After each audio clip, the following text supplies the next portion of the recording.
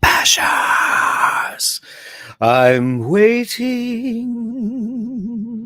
I'm waiting for the Bashers to arrive. You know that old Bowie sound, right? I'm waiting for. He got it all from Anthony Newley. How many Bashers are in the room? It's very slow going. I guess everybody needs a drink, and they're all over there at the Omalley channel having a cocktail or two or three or four. But I'm going to have a cocktail too. I've got a DOCG Barolo that I've never had before. 93 points. James Suckling. He's a guy who knows what he's talking about. And this is Denominazione di origine controllata garantita 2016, 100% Nebbiolo. I'm very excited to try this, but I'll wait. I will wait until the Bashers arrive. Waiting for the Bashers to arrive in the Dirk channel. Live Bashers, classic Bashers. Classic, all you Bastards. RP 1960 was number one in the room. Number one, RP 1960. You are number one, basher of the day. Let's get the bashing done. Great to see you in at number one, Mr. 1960. RP, I know who you are now, because I was like, you took forever to make yourself known to the basher world. Glenn Parker's here also. Well done, RP 1960. Hey, let's do a roll call. Who's actually in the room live right now? Because we only got 11 people in the room, which is crazy. How do we start the madness? You guys are the ultimate bastards to be here because I know where you are. I know that you're here. I know that you're a bastard. Great to see everybody. Kevin Landon's in at number 3. Greetings to Dirk and all the Bashers. Happy Friday. Happy Friday to you. Melly C. Hi, darling. How are you? I was wearing Snoopy all day today. All day today. And then I decided I needed to give the Waltham some wrist time because she was in her box, being boxy. And I just realized that I hadn't worn her in a while. So I wanted to shout out to Mr. Minichello. Grazie mille. Upvoted. Dave, Fahrenheit 451. Great to see you in the room. Dave. Daniel Gutierrez is here. Damn, RP 1960. That was fast. I thought for sure I'd be number one today. I can't wait to rhyme Gutierrez. Come on, do it. Dean, what's up, Bashers? All the drunk crowd will be in the house tonight. I can't wait to see all the drunk people, and I'll be right behind you. I'm not going to get drunk, but Franco Fiore, cheers all. Please don't forget to upvote. Franco, grazie mille. I'm so glad you were a Basher of the day. Well, for the second time. I thought it was the first time, but it wasn't. It was for the first time. First super chat of the night is Canadian $2 off early. Upvote and subscribe, everyone. Thank you. We're going to start out as we always do with the iBashers official gong.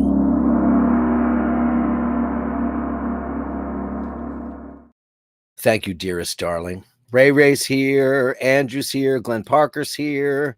RP 1960's here. Bach is here. Hey, Bach. Oh, man. We got some, I put it in the chat. We got some very unsettling news about the SS United States today. It's not a done deal, but it's not good. It is not good because the judge decided yesterday that she has to leave by September 12th. And the only people willing to take her on are people who want to reef her.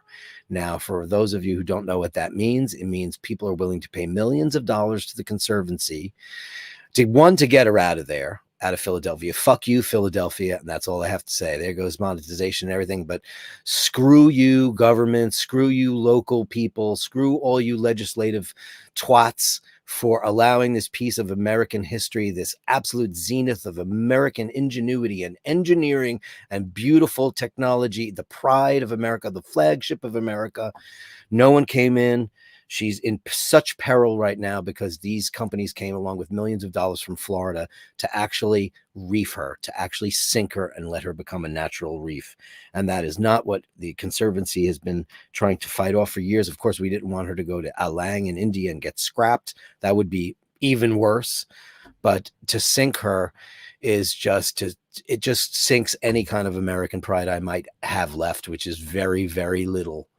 To think that something as important as the SS United States, as what she stood for, what she was built for, who she was built by, who she was designed by, it should be celebrated and restored and exalted and all those things. And the news is not good.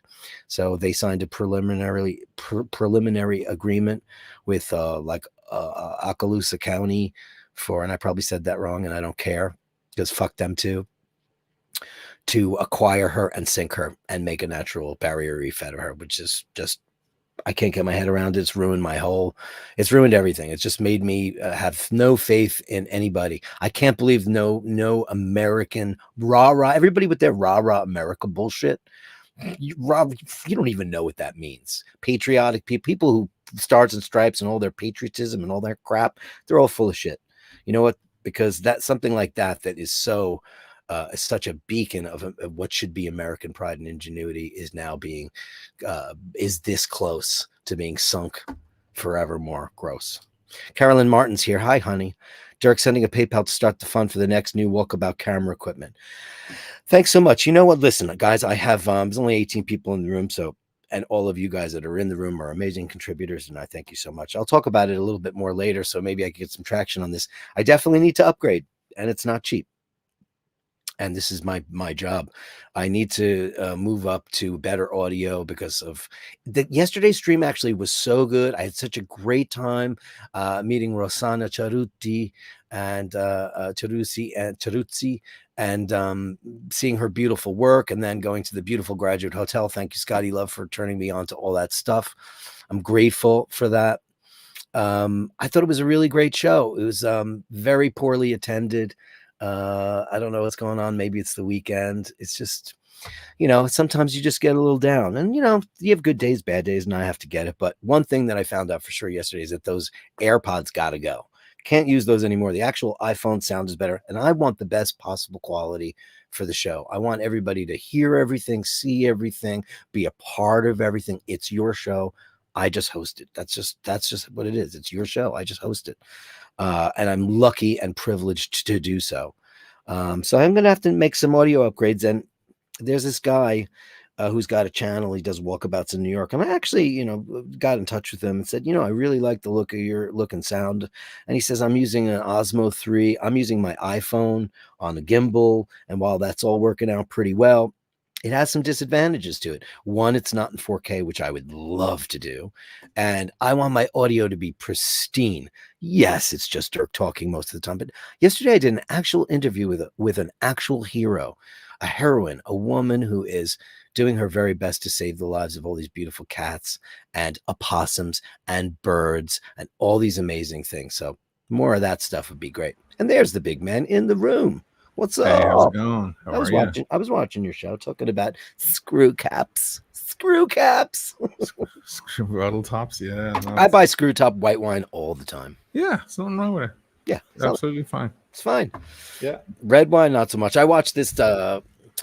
We were watching the wines of the Marche, which they're not famous for. Yeah, their whites are really, really very good, but they have no reds that anybody wants to speak about. But there was this nice little family's very beautiful girl and her dad, and they were like, oh, everybody is angry at us for the screw tops, but our wine is not supposed to be aged. And I was like, I'm not buying screw top red for any amount. I'm not doing not red. Not red, no. Right? Sure. White and rosé, sure. Red. Yeah. Just saying hi to everybody in the room. Kevin Landon, thanks so much. Afros, hi everyone from Ballard's Bar in Castle Comer. How are you? Oh, nice. Nice to see you there. Andrew, hi, darling. I wonder how much money was passed to get that ruling. Well, we had some very bad SS United States news today. Very bad. Oh, what happens? So, she's supposed to be out by September 12th because the docs in Philadelphia don't want her there anymore. They want way more money or whatever it is. And, they already pay $86,000 a month to keep her there, the Conservancy, which is a lot of money. So the judge ruled, well, she doesn't have to leave by September 12th if you guys have something cool in place. Oh, there's Ballard's Bar. There it is. Oh, look at that. Hey, great. Look at that. It's great. It's a bunch of fellas. I've never been there. I love that glossy blue. I love when isn't a it pub's. beautiful? It's gorge. Yeah, I love that too. Something you only really see in Ireland is like these high lacquer reds and greens and blues. That's a gorgeous looking bar. It's beautiful looking. Wow, loving that. Excellent. Yeah. So in essence, what happened today was, we haven't been able to find a pier big enough to hold her because she's 990 feet. She's 1,000 feet. So we've been scrambling. There's a couple of things, but it's just not for right now. So the vultures came in and started offering money to reef her, to fill her up with water and sink her and make her become a natural reef. And the judge said, take one of those options. And so they signed a preliminary agreement, and it's not definite, but it's not looking good. And it looks like she's got to be out of there by September 12th. And it's really ugly. And I just can't believe that with all the work and all the beautiful people that have tried to be patriotic, which is a load of shite, and all the fat cat idiots that sit around and talk about freedom and America and all this stuff. They have zero amount of American ingenuity, American. I know, but man, the dollar is the bottom line, isn't it? If it's going to cost millions and millions, it is going to cost millions, but it's going to cost millions and millions and millions. It's going to cost them $9 million to sink that fucker. $9 million just to sink her. Just to sink her. Wow. Where would they sink her? Florida, of course. Where all great things happen. Florida. Oh my God. Yeah. It's just been, and Paul's asleep. He got the news and he went to bed, and I think he's in a deep, dark state of depression. Well, it hasn't happened yet. I mean, there have been threats for years. So yeah, this is super ugly. We need Superman to come in here with a coat, because we have these two amazing architectural firm and a building firm who have all the plans all done, all ready to go. Just got to find a place for her to turn her into like what we dreamed about: a maritime museum, hotels, shopping esplanades, all those things. It's ready to go, Sure. And nowhere to park her, because New York. We have the greatest governor in the whole wide world, Kathy, fuck you. She's the worst person in the whole wide world. She knocks down buildings. She bypasses the Landmarks Commission. She lets all the Chinese money in. She's just like, give me the money. She just wants to see the coffers full, so it makes her look good politically. Because at the end, you said the bottom dollar. The bottom line is the dollar. It's always. Yeah. So that's my thing. I'm going to drink wine. I have a Barolo. Let's have a look. I never saw this before, but James Suckling gave it a 93. Have you ever seen this one before? No, I have not. I like it. I mean, I don't know, but James Suckling gave it a nice score. It's a 2016, and but it can't be bad. Their standards are way too high in that area. DOCG, they won't release. Yeah, it has to be. It's Carlin Del Paulo. I don't know if you've ever seen that before. What is it? 14%. Let's have a look. I can't see in it. There's no. Hold on. It's focusing on your face. Just move it in front of your face. Let me get rid of my face. I'll just move it in front of your face. Oh, okay. Okay, don't. Or next to your face. That'll work. 2016. I can't see the year, the percentage, but I assume it's 14. Oh shit! It's 14.5. Well, good. Oh, well, then it's probably a very good one, because Elio Grasses are 14.5. Right. A lot of the old Borgognas are 14.5. That might be nice, man. How much was it? $45. Okay. Not expensive. Carolyn Martin with $9.99. That is awful news, and it just solidifies my new address is Rio Maggiore. I hear you, sister friend. And let's give you something fantastic for that. Let's give you Super Chat Girl, because she's up to crazy stuff with her crazy mystical gongs.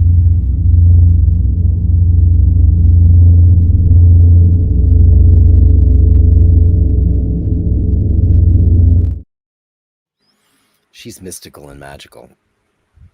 So yes, I was talking about Oasis and getting the tickets and stuff. Did you see any of that? So all of it. I watched. Listen, I couldn't give a toss about that band at all. However, I find it fascinating, and I said on my show the other day, I think it's really great for rock and roll. Right.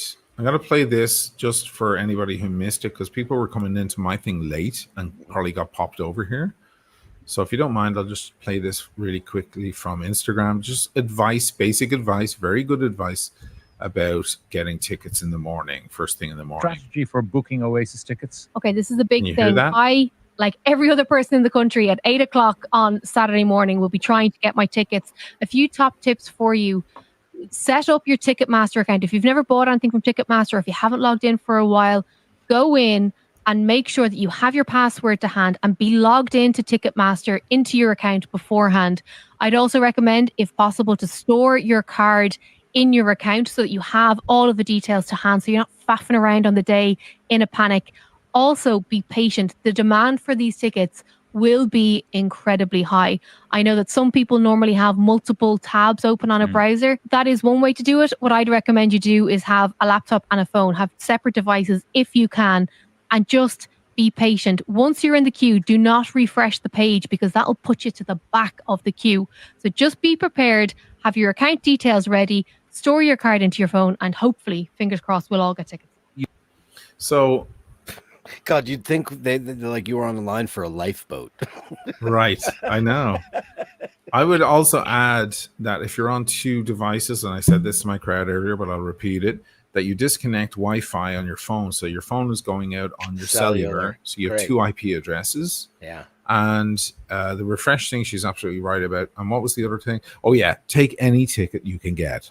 Sure. Don't be picky about whatever ticket you're offered. Just grab it, because you have seconds before that will be gone. Maybe 1 or 2 seconds before it's gone.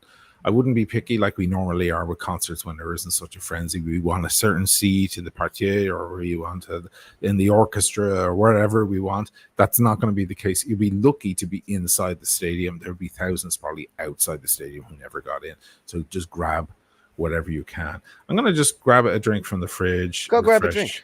And I'll be back in a second, guys, for more chats. Sure. Well, none of that stuff worked for me when I tried to get those Kate Bush tickets, and that was certainly a whole hell of a lot less. She paid 24 gigs or 27 gigs at about 3,000 people a pop. They're playing for millions and millions of people. And I guess, listen, man, it's just because it's not my kind of rock and roll. I get it. I get why people dig them. Snarly attitude, cool band. 15 years is a great amount of time to be away, to build up. The brothers are together. Everybody wants to see brotherly love and all that stuff. It's great. I don't mind it at all. I don't mind it at all.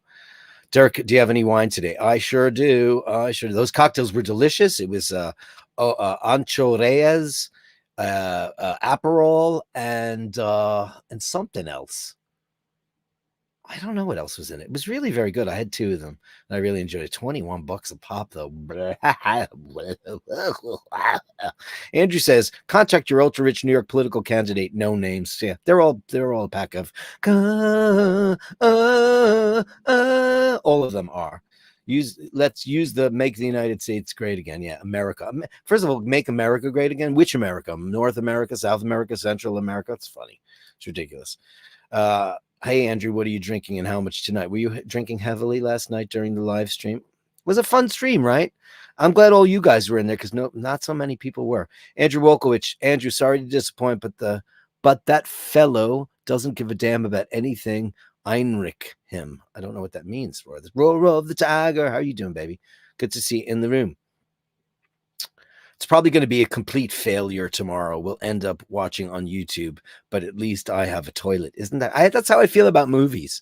You know what? You could drink in my theater, smoke in my theater, go to the toilet, pause it, and go make snacks. That's why I don't go to the cinema anymore. I just don't go to the cinema because I just don't. And there hasn't been a movie that's made me want to go to the cinema. And, I love James Bond, and I love, I don't know. This is great. Watch it. Brian says, make Amerigo Vespucci great again. Yeah, it's hilarious. Yeah, just next time I see somebody with like make America great again, I'm just going to punch them in the face. Because it's just like, you don't know anything about patriotic pride or any of that shit. It's just hollow words. V for Victor says, I hope Oasis have a Chucky Allah time. Look at the way he wrote Chucky Allah. I know. I guess that works fine. We still know what it means. It phonetically works pretty well. What are you having? A tequila? Yeah, with a little lemon. Wow. Whatever, just to keep cool. Myself and Liddy went for lovely for lovely meal earlier over on the Judaica. Nice. I can play a little video. Play a video. Diane Furstenberg is Was back there? in town with her With her yacht. And Nicole Kidman is staying next door, so there's security all over the fucking street here. All right. And because it's that time. Angelina's around the corner. She's always around the corner. Well, maybe we'll get her table again. Yeah, right. We got her table last time. That's right. The only reason there's a restaurant, I'm not going to dox it, but there's a restaurant by him that is exquisite, is the word. It's exquisite. And we couldn't get a table, and he's like the king of the roost over there. And then he got a phone call. Angelina just canceled, so you got her table. Amazing. So great. Yeah, and it was a great night. I got my Speedmaster that night. I'll never forget. Oh, Dean with the $9.99 super sticker. Super sticker. Da-da-go-go-go-go-go-go.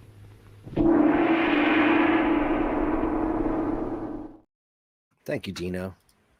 You know, Dean, I wanted to tell you that I took my basil out of its overcrowded apartment block. I took it out of its council flats, and I gave it a bit of land, and I put some food in there and nitrogen and all the stuff that it was supposed to do, and everything's turning brown now. I think I'm screwed. But what am I gonna do? What am I gonna do? Who cares? Who cares? I don't care. Who cares? Did you open that bottle already? No, I didn't open it up yet. I just had some. I'm just finishing up my double espresso. Wow. John Doe, Dirk, I've actually been walking around the city with my head held up higher, more proud to be myself from Oasis. You're a proud peacock and an Oasis fan. Good for you. There's so much funny shit on it's Instagram. great. It's my great. favorite one was the guy who gives the two fingers to his dog and to his wife and everyone. It's like the world doesn't matter anymore. I'd love to play it, but it has music in it. It'll get shut down. But man, so funny, brilliant. You know, I've always said that I've been a fan of a lot of things, not just music, whatever. I've been a fan of a lot of things, but I've never been a fanatic about a lot of things. I've always been passionate about certain things, but like, I'm certainly like, I'm not one of those people who's willing to die for my country or run or stump for a political candidate, because I've never ever been so coerced into thinking something so passionately. It's amazing. And I was trying to think about have with music though. No, other than try to get in to see Kate Bush. But that was like, you know, I didn't go fly over there and with, you know, thousands of dollars in my pocket and think I'm going to get a ticket off of somebody. I mean, that's what a real lunatic fan would do, right? And it turns out her show was completely unscalpable. It was not scalpable. Yes. Because she had the name of the purchaser on every ticket. You bought 4 tickets, your name was on 4 tickets. Very controlled, and if you didn't show up with those other 3 people, no one got in, which is great. But is there, Oisin Omalley, a band in the world that you would move heaven and earth to go see live? Probably not. Move heaven and earth? No. Move heaven and earth? No. And I'll tell you one of the sad reasons. That, you know, I love to see a great band live, and some concerts have changed my life, but I'm always happy to sit at home and listen to the music on headphones. Just as happy. And the bigger the stadium and the farther you are away from the stage, the more kind of weird it is. I went to see Paul McCartney out in the MetLife place out in Jersey years ago. Me too. Yeah, and it was so massive, and it was great to hear all the songs. I mean, the songs that basically formed the world back to back. Like, there was no song that people couldn't sing along to, like they didn't know it since they were 2 years old. But I can take it or leave it, you know. I was like, yeah. Let me show you. I should send this over here. I saw McCartney a couple of years ago. Kerry took me for my birthday, and it was great to hear the songs and stuff. You probably went a couple of years earlier because you had already left the country. It was, you know, his voice was a bit shot. Bruce Springsteen showed up. John Bon Jovi showed up. His voice was shot. Bruce was unbelievable. But it was like I was in a stadium watching him on television. Right. Yeah. I know. I mean, it's a nice feeling when you're surrounded by. Listen, when those guys walk out, what's the first Oasis concert? Cardiff or somewhere? It's Wales. Yeah. When they walk out, I mean, it's gonna be insane. Mental. Yeah. And the whole thing about them hating each other adds to the whole ethos. It's Cardiff. It's on the 4th of July in Cardiff. It's that far off. It's a year away. Yeah, they're doing 10 shows in Wembley. What, 10 shows at Wembley? 10. I had a guy in my audience tonight who knows all the secret scoop, and he knows a dude who works at Croke Park. And he says, I know it's been advertised there's only 2 shows, but they're actually booked for 4. And, I think they're going to do that. They're going to sell out the 2 shows and then announce an extra 2. I think that's what they're getting ready to do. So if you miss out tomorrow, guys, there's a very good chance you're going to miss. You're not going to get the ticket tomorrow. Please don't cry because there may be more shows coming. There's a very good chance there is. Let me show you this little clip. This is our dinner tonight. Well, this is the root beer. Let me mute the music. So I was wearing the root beer tonight. And we were sitting out by the Giudecca. We were on the other side. We were on the island of Giudecca, and we got some fish. There's bread on the table, as always. And there's Diane Furstenberg's her sailing yacht. Her sailing yacht. The second largest sail yacht in the world. Next to the one that sunk. Oh, well, that one was a lot smaller. The tallest mast in the world, that thing had. It did? It did. The tallest mast. Oh, I didn't know that. Yeah. Anyway, that was our evening. And there's beautiful. The looking sexy. Yeah. Looks good. What'd you have? Yeah. We had fish. Tuna on an assortment of local fish. And it was just wonderful. You know what Lydia went for as well? She went for sarda in sour. Really hardcore traditional Venice dish that unless you're really into it, like it's a lot, it's a traditional old dish that requires a palate made of leather, Sure. I'll show you sarda in sour.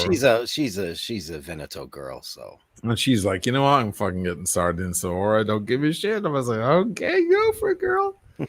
It was good. It was really, I was like, I don't think I could stomach it, but you do it. It was good though. They're sardines and here I'll show you. Stop screen. They're sardines with onions and they're like super. Oh, yeah. Paul would go bananas for that because he loves sardines. He loves them. Yeah, and it's very sour, and they're sarda in sour. So what is it like in a vinegary kind of thing? Yeah, it's brutal. Yeah, that looks like sardines, like Polski style or something. Yeah, it's. Does it come down from there? Does it come down from like Austria where they pickle the shit out of everything? I don't know. It's a really old dish, and she was just getting very traditional. And here was the coolest thing as well. So we had a little white wine, and the two of us had, we had some wine and stuff at dinner last night. We watched some movie or some live concerts on TV and talked all night. It was great, but she wasn't really in the mood for drinking, and that's fine. We only had a little white Suave and some nice water and so on. Nice. Yeah, it was just we kept it light because we were like, let's take it easy. And beautiful meals. Sunset was unbelievable, fantastic. And the Cipriani Dolci had a big party with stars because they were all dropping them off next to us there, and everybody in tux and everything, right? Because of the film fest. But afterwards we go in, and the bill's not cheap. Okay, it's we had a lot of fish, so it's not crazy money, but it's not cheap either. So I said, normally in an Italian restaurant, when you pay the bill, they offer you a drink. They offer you an after dinner drink, like a limoncello or a liquorizia or after an amaro. Mm-hmm. And I said, is it okay if we get like a whiskey? I saw they had Lagavulin. So I said, I'd love a Lagavulin. They're like, sure, let's give you. And I looked at her and she's like, I'm not really in the mood for an after. And then the guy goes, what about grappa? Yeah, locally we call it grappa, right? Grappa, I didn't know that. Yeah. And she goes, "Oh yeah, I'll take a grappa barricata." So barricata, she fucking pounded. I was like, "You're she's like a boxer. Girl. She's like a bouncer in a pub. Holy shit, she's more man than you'll ever be. Yeah. I was just like, dang, girl, dang. She was like, yeah, I'll totally take that. And she pounded it. And I'm like, fuck me. She's her mom all over, man. She's her mom all over. Plus the Irish. There you have it. Well, she has it on both sides, I guess, right? Both sides. Yeah. Dedicated super chats. $4.99. Guys, best place in the west coast of Ireland to use as a base. See other places 3 to 4 days. It's Galway, of course, isn't it? Wouldn't you agree? Galway, yeah. Galway, 100%. Yeah, so I thought that we'd talk about this tonight if you want, because Daniel is going on a little trip. Daniel is traveling to Ireland by plane. And he sent a little kind of half-baked itinerary the other day to our email. I think you saw it too. And I replied to Daniel saying, listen, it's not realistic. I know you see me in my episode, because he's following basically my steps. He wants to go to Clare Island and stay at the lighthouse and stuff like that, right? From the Ireland videos. That took me 6 weeks. That took me a long time. You have to get to Westport, then get to Runa Point, then get the ferry to Clare. It's a lot. It's a lot. You're not gonna. He's thinking of arriving in Dublin and staying in the lighthouse in Clare Island that night. I'm like, that ain't going. That's not gonna never happen. That's 2 days off, kid. You got to travel. It was 4 hours the other side. And then he's like, on the next day, then I'll go to Clifton. I'm like, no, sorry. This is. You need to put 3 days between all of these things. It looks like it's very fast because my video is edited in such a way. Sure, but no, it took a long time to get from place to place to place. And it's like a movie where you see somebody making a right at the Plaza Hotel, and the next thing you know, they're in the West Village, and you're like, that's not real. Yeah. How did they get 40 bucks? Yeah, no. No, it's not going to. So I think he's only there for like a week. I would say, Daniel, choose a lot less. Choose 2 places to go rather than 7 places. Please. Whatever. Savor wherever you go. If you go and stay in the lighthouse in Clare Island, that's monumental. But you don't want to just get there, check in, fall asleep, and then leave the next morning. You want to be there and enjoy it. So, Galway's the same. It's a wonderful city. Clifton is a wonderful. Clifton's great if you want to get to Clifton. As I said in the video, people get to Clifton, they check into a little place and B&B or whatever, and then they rent a little bicycle, and you can get those e-bikes that are really helpful if there's a lot of uphill inclines, and there are a lot of them there. And so rent a bike there, get there your first night, book a table at Mitchell's Seafood Restaurant, some of the greatest seafood on earth. Then fall asleep, have a few pints next door and watch some traditional Irish music or have some whiskeys, get to know the locals, fall asleep, get up in the morning, rent a bike, and head off on the Sky Road and go around the different areas of Connemara on your bike. If you feel courageous enough, you can do the Roundstone Bog that I did. Don't do it after dark. I will not recommend it. The locals don't recommend it. But you could try it during the day if you feel like you have the guts to do it. You will be by yourself. There is no one else on that road. And, explore Connemara. Go over to Kylemore Castle. If you have an e-bike, you will get to Kylemore Castle and back in the same day because that'll help you get there. Kylemore Castle is very beautiful. And just kind of use Clifton as your hub for that very kind of edge of the world area there. But that's 3 days of stuff, 2 to 3 days of stuff. Yeah, don't ruin it by being like, constantly on to the next location. That's just crap. And how long you're going to Dublin? Are you not going to go to Howth? Are you gonna? There's things for you to do there. Right. You have to map out that if you're going to be on the eastern coast of Ireland. I mean, Dublin's the capital of Ireland, and even though, he's from there, and my family's completely from the west. Every time I go to Dublin as an adult, one of the O'Malleys shows me one of these places that I'm just in complete and utter awe over. Hey, so if you're in Ireland for 6 days, you can do Dublin. You can do surrounding Dublin, like you can go down to Wicklow, Glendalough, with the round tower, and you can do that whole area, and you can do Howth and that's your 6 days. Gotta And you do can that. explore You gotta Dublin. do You can Hope. walk around. You can go to Trinity College. You can see the Book of Kells and the old library. You can do all of that, and that's your 6 days. You never get to the West. The West is unbelievable. It's unbelievable. But if But it's in a 6 trip. days, Yeah. you can't do it all. You ruin it for yourself if you try to do it all. And you know, if you're gonna do the Western year, do you know where Daniel? Are you in the States? Do you know where he is? Yeah, I believe he's in the States. Yeah, I mean, I can't be sure. Honestly, I'm not I've trying never... to tell you what to do, but if you're going to do a real West Trek, as you should fly into Shannon, because Dublin is kind of a trip to itself. There's so many things to bedazzle you. And yeah, you can grab a car and go down to Wicklow and then go down to Kinsale and go around Cork, and you can do all that stuff. I did that with my family, but it was 2 weeks of it. 2 weeks, which was what we needed, because it was my parents were nearing the end and everybody wanted to see them, and we wanted all that stuff. We went through Limerick, we went all the way through Galway, and then we went straight up to Inniscrone and in Sligo, and you know, we did what we needed to do. That was 2 weeks. You, my friend, Dublin, go to Howth, go to the castle, go to see the Book of Kells, see that stuff, and then make your trek over there. You could skip the Wicklow Mountains, I guess, because it's kind of like it's pain in the arse too.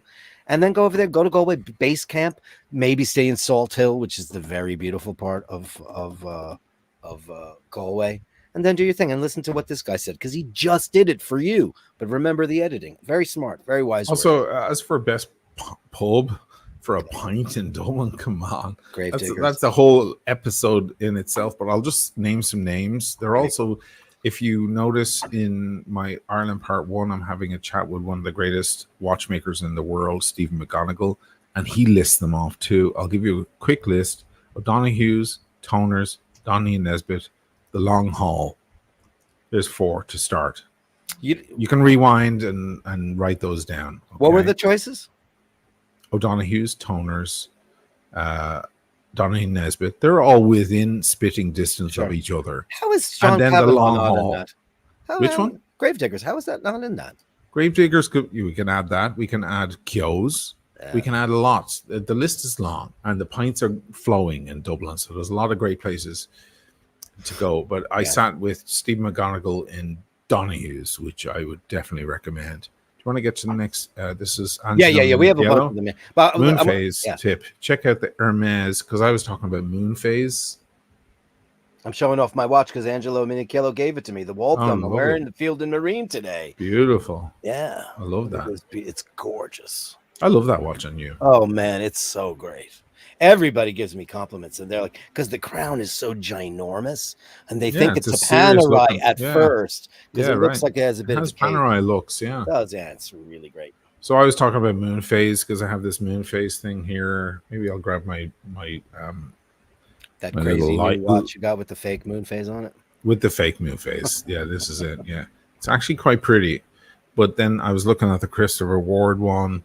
I'm not going to go talk about Christopher Ward. We can in a second. Hang on. I am getting so enchanted by that. They're really, really interesting. Dials are so beautiful. Angela says, check out Hermes D'Or de la Lune, the Hour of the Moon. Thank you, Angela. I will check that out. Ray saw AC/DC a few years back in Dublin. Was home by 12 p.m. on the last bus from Dublin to Galway. PJs and slippers on by 1 a.m. Who cares? Who cares? The Meredith is in the room. Hey, thank you. Very big super chat. Hey, great to see you, Meredith. Oisin and Dirk just landed in, how do you pronounce that? Xiamen. For a quick work adventure. Your stream kept me entertained en route. Wonderwall is still the song that somehow keeps the Gallagher brothers from tearing each other apart. Pure magic. He likes Wonderwall. I don't like Wonderwall. No, that's the word. That's the killer. I'm your Wonderwall. Yeah, whatever. It's like, oh my god. Didn't he get in trouble for nicking that from somebody too? He gets in trouble for nicking a lot of melodies. No. Well, the one that is is it my imagination, or have I just found something worth living for? Whatever. The riff, and if you listen to the guitar, it's it's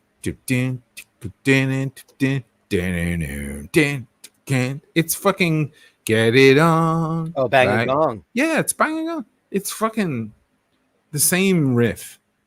RP 1960, 4.99. Time for Negroni. Oh God, There you go. RP I'm jealous. 1960. Who's the basher of the day? He's going to get his song later tonight. Dean 199. Will a VPN be a way to buy another Oasis ticket? Yes. If there's another IP address, yes. But you could also just use a cellular phone. Do you want to give gongs for these? What about the Meredith? He needs a big one.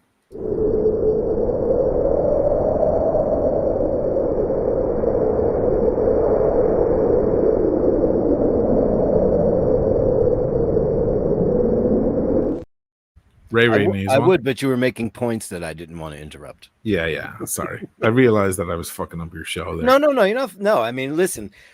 Super chats should be all about that. That's why I always say it's your show. I just host it because if you give us a bit, no, you know what I mean. Yeah. No, I don't. No, I mean the Bashers. It's their show. Oh yeah. Host it. Oh yes, their show. That's what I mean because you know they're the ones that they're kind enough to give us a super chat, and then whatever they say is something we should at least have a chat about because that's how the content happens, kids. It's interactive. So yeah, I'm going to give everybody just for that because we were chit-chatting yesterday when I was at the top of the Graduate Hotel. We could talk about that in a minute. I had a fucking delicious cocktail machine. It was so fun. And you know me, I'm not a cocktail person. However, but it was like a spritz. I had one of the most beautiful skyline views you could ever imagine from Roosevelt Island at the roof deck of this hotel. And so I was doing super chats this way, showing the skyline and then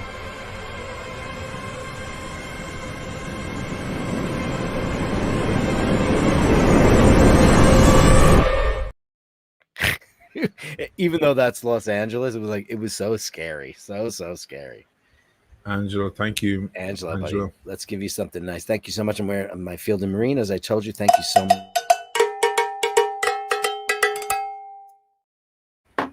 Who else we got? Nice. Thank you, kids. Thank you for all that. Yeah, you have RP 1960. Let's give you my favorite. Let's give you Cuckold Husband. Oh, gee. He's only allowed to hit that gong when she tells him to. When she tells him to. Game 199. And he's like, yes, mistress. Yes.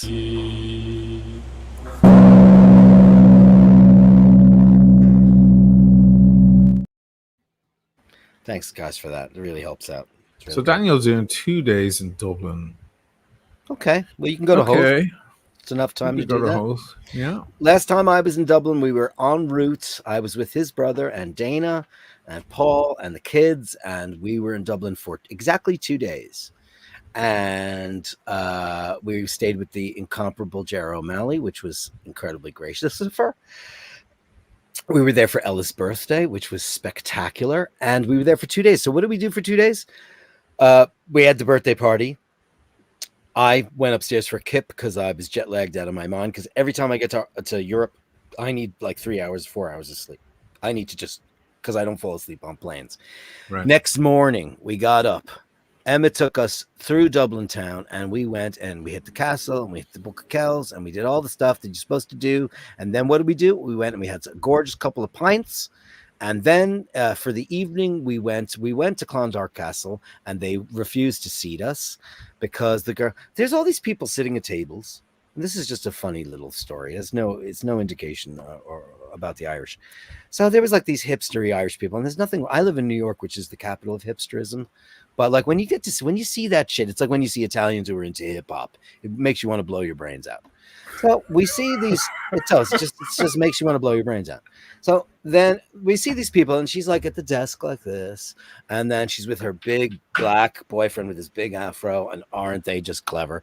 And so we said, table for four, and because it was just the adults, and she goes, well, they should be getting up soon. I said, oh, okay, we'll wait over here. She goes, no, just go around, see when they're getting up. And I said, so I should go around to the tables and say, are you guys done? That's why we left Clondarf Castle. That's why we left it. It's not necessarily a great place to go, but I mean, it's a castle that's nearby and it has a nice bar. There's a nice bar in there. Very It nice was bar. gorgeous inside. So we wound up Yeah. at that place. I don't remember, with live music, had a couple of pints. And then that was the night we wound up trying to go to Malahide and get dinner, and everybody's kitchen was closed. We tried to go to Gibbons. Daniel, Bono's Hotel is called the Clarence. Mhm. It's not that good. It's expensive because Dublin is expensive. All the hotels are It's expensive. not the The Shelburne. Clarence is not a great hotel. It's in a great spot, and you can walk right out the door onto Fleet Street at the back and onto Fleet Street and go straight down into Temple Bar. But it's not necessarily a great hotel. It's not Bono's. It's U2's. Like It's the whole- U2's, and you know what it is? It's an investment. Yeah. Because it's not like they've personally appointed that place. I walked into the lobby there, and I was just kind of modern-y, and I was like, oh. And then you go to St. Stephen's Green, and you see what a real hotel looks like. Oh, it's the Shelburne. The Shelburne is the Shelburne's going to be, I mean, when I was there it was this time last year, and I checked the prices, and it was fucking $1,200 a night. You know, it was ridiculous. And then Marion, like, they're all crazy money. Ireland has gone mad. Somebody was saying on my show as well, like, right now, all those hotels are gouging their prices now for Oasis. Sure, they are. For Croke Park. For Croke, yeah. But there's a lot of little Airbnbs and people who'll rent out like extra bedrooms in their house around Croker that, you know, that are just around the corner. It'll be a few hundred, but you'll have a bed and you can walk home from the show. Sure. And they'll leave the door ajar for you, and you walk in, you fall asleep, and you're out in and out. It's a proper Airbnb B&B situation, and they make the money you don't have to worry because the hotels are going to be nuts. They're looking. This is listen. Opportunists are not just infections; they're also people. So listen, when something of this magnitude comes to your town, people are expecting to make a profit upon it. So everyone is going to what happens when you want to book a travel when it's, you know, a holiday, or you're going home for Christmas or Thanksgiving or Labor Day or whatever holiday you might have. The airlines jack the prices up. It should be completely 100% illegal, and it is not. Because it's capitalism, the whole world is mostly capitalist, and it's disgusting. And the Irish people, in general, are very welcoming and they're very fair. But you're always going to get that pack of cunts. You're not talking about the Irish people. You're talking about certain hawks. This is the problem in Ireland right now. Well, business people don't hawks. know that. They don't know that. That's not the Irish people. These are business hawks who are just fucking making money on top of the profit. Ireland's second richest country in the world now. Right now it is. Yeah. Isn't that crazy? I believe it came from nothing.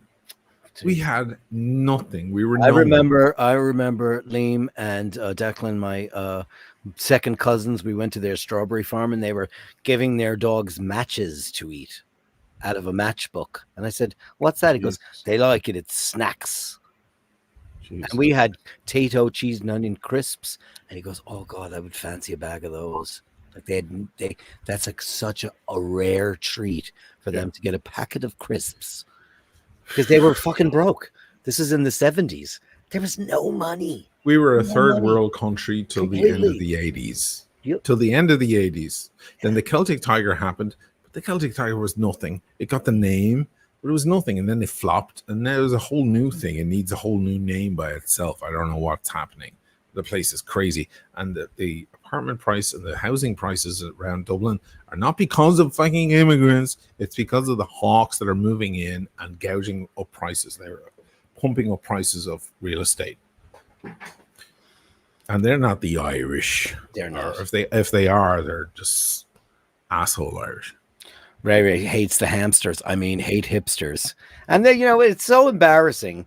Like, and listen, forgive me, my darling cugini Italiani, but, like, you know, their kids were here and they are so immersed in hip-hop culture because it hit them, like, you know, when you see something that's so completely different from what you know, and they are Italian kids and they're obsessed with Travis Scott and all the glitz and glamour and fancy sneakers and all the stuff that looks good. And I said, it's rock and roll's fault, because we gave it all away. because now these guys, all these hip hop dudes that do their crappy auto tune and all their shite, they're the rock stars. They're the ones staying at the Marion. They're the ones staying at the Clarence. They're the ones not getting thrown out of the George Sank. By the way, and I saw this article and I didn't send it to Stefania because I didn't want to, because her kid's so into it and they're adorable and I love them. But that guy Travis Scott is a freaking criminal scumbag. Hey, he just got arrested recently. Yeah, he was in the George Sank Hotel. Now, I am privileged to have said that I've stayed there because I have connections. And he stayed at the George Sank. It was one of the most magnificent places I've ever been. And I feel like every time I walk, he's a fucking louser. He hit somebody in there, a guy who worked there. And you know what they did? AP needs to fucking step away from that. AP that was a bad move.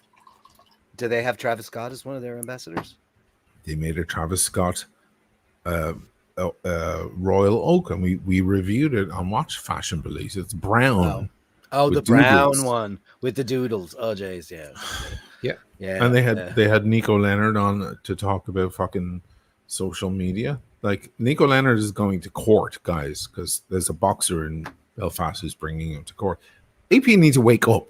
I sent a message to my girl in AP in the AP house. I was like, you guys, we need a conversation next time I'm in Milan. We need to have a sit down because you guys need to wake up. Stop, associating yourselves with these fucking hoodlums. Because it's bringing the brand down. I mean, you would think that a brand like Audemars Piguet would be like Cristal and not want to associate themselves with people who have criminal backgrounds or activity or anything that's going to suck the class out of their brand. But what did you say earlier? What's the bottom line? They're going to sell watches to people because that guy wears them. And that's the sad truth. Now they're hoping. Normally what they're doing, like when they worked with, what's the Amy Winehouse producer? Mark Ronson. Thank you. When they work with these guys, normally AP, they want to work with producers, auteurs, directors, arty types, these kind of people. Rolex go for the big sports personalities mostly, and directors, auteurs. They stay away from the soccer crowd completely. Tudor get into the soccer thing. Tag Heuer get into the sports thing very heavily. AP tend to they like the arty, weird, modern art guys, these kind of guys, because it resonates with their brand. But I think innocently for them, they're thinking, Travis Scott, he's a rapper. Pick someone with a little class, guys. Not Travis Scott. He's got no class. No, it brings down the brand. Those guys have no class whatsoever. No, of course they don't. That's not a thing. David O'Regan says $20 US. Ireland is not the second richest country in the world. You're using GDP per capita. Okay, well, maybe that's true. But I pulled out something that you might find very interesting, just to show you why. No, I don't think that Ireland has the second most amount of money in the world. That's ridiculous. No. I'm saying I'm talking about per head, per size, per capita. This is an interesting graph to show you what Oisin was trying to illustrate to you about how Ireland suddenly became this financial powerhouse. No, hold on. Does this guy for real think I was saying that Ireland? He misunderstood you. He misunderstood. No, when you say a place is rich, a country is rich, you're not talking about their literal amount of money. You never are. I mean, the second richest country in the world is what? China. Number one, believe it or not, is still the United States. Of course it is. Yeah, it still is. So, I mean, but look, this is just to show you, like, for Irish people and for people who don't have any concept of it. Now, you were born in 1973. I was born in 1965, and I spent, every summer of my life there. And you look at the bottom line, that's where the entirety of pretty much where I spent my time in Ireland, at the very bottom of the world. There was no money to be had. And then very slowly it starts to pick itself up. And then, as you said before, is that the Celtic Tiger, that spike? Yeah, the Celtic Tiger is in the 90s. Boom. 90s. Right? Look, the 80s is still shite, right? Yeah, it was 85, and there it awful. goes. And then it kaboomed in the early 2000s. And then that dropped It off. dropped off because the tiger got shot dead, and now it's Yes. back up. And that's because of Ireland's tax Back up. incentive. It's fucking miles It's over miles where up. it Yeah, was. miles. It exploded. It Because- makes the Celtic Tiger look like nothing. It makes the Celtic Tiger look like nothing. That's because Apple and Microsoft and all that stuff, They're all there. they're all there, and they all have incredible. Now, here's a perfect example of a guy that tried to pull this off early on, John DeLorean. But he made the very brutal mistake of putting his factory in Northern Ireland. That's a different country, not to us in the spiritual sense of the world, but it's not. It's But England. It's England, and he thought he was going to get these amazing tax breaks, and he's like part of the freaking crown, and he didn't realize it. And then there was a point in time where I read a whole article where he tried to move his factory to Tipperary, and by that time it was too late. He was already up shit's creek. Yeah. Amazing stuff. But anyway, thank you, David, for that, and let's give you a big bang boom. $20. Thanks so much. Super chat Kong.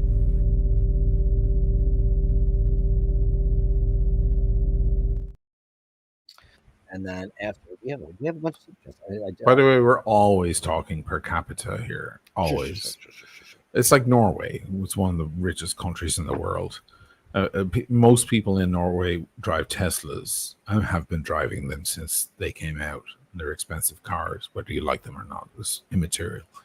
But, Dave again. Look at that.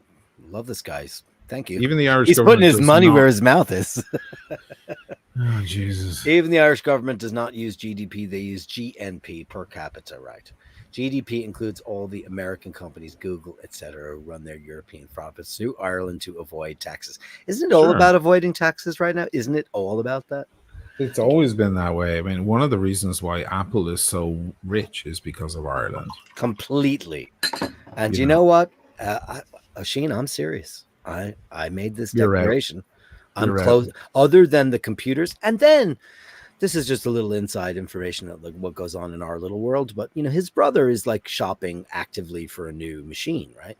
Yeah. And you know, like I'm a little behind in what they're offering. The last I had heard from your brother, he got the fancy trash can, but that's quite a long time ago. And then he's got a M1 or whatever, one of the new laptops. Not to bore any of you people, but I care so little. And this guy right next to me and we were on top of every single thing that they farted for so long. For so long. And now none of us care. I was like, I guess, because I have a 2015. I do like iMac. the M1, all of that stuff though. You do, okay, And I think that Emmett should get, yeah, you know, and avoid the M3. What's like M1, M2? No, the M3 has issue. I think Emmett should get a studio, M1 or M2 studio. Right? Yeah, it's the Because- fatter one with all the connections. Yeah, it's got. All I the still stuff. I do my huge videos that are 4K, and I do fucking crazy rendering, and it's all on a little Mac Mini M2. And I did a lot of the stuff on an M1. It is a big jump, and it's, you know, it's got 16 gigs of RAM. The thing I'm working on right now is a Hackintosh that has 32 gigs of RAM, and it's not even as powerful. So That's I think you amazing should to stick me. with it. But yeah, I mean, yeah, we The peripherals. I'm gonna Yeah. stick with the machines. yeah. And when it's time, like I was describing to your brother, I said, listen, this machine has been one of the most solid Macs I've ever had. I've got 32 gigs of RAM. I've got, you know, I don't even have an SSD in this thing. It's got a fusion drive, and it's really not really failed me pretty much, but I can feel it. You know, when we can feel it. So I'm ready to move up to one of these studios eventually. I just haven't paid attention. But the phone, I think I'm totally done. I think my next phone's going to be some other brand.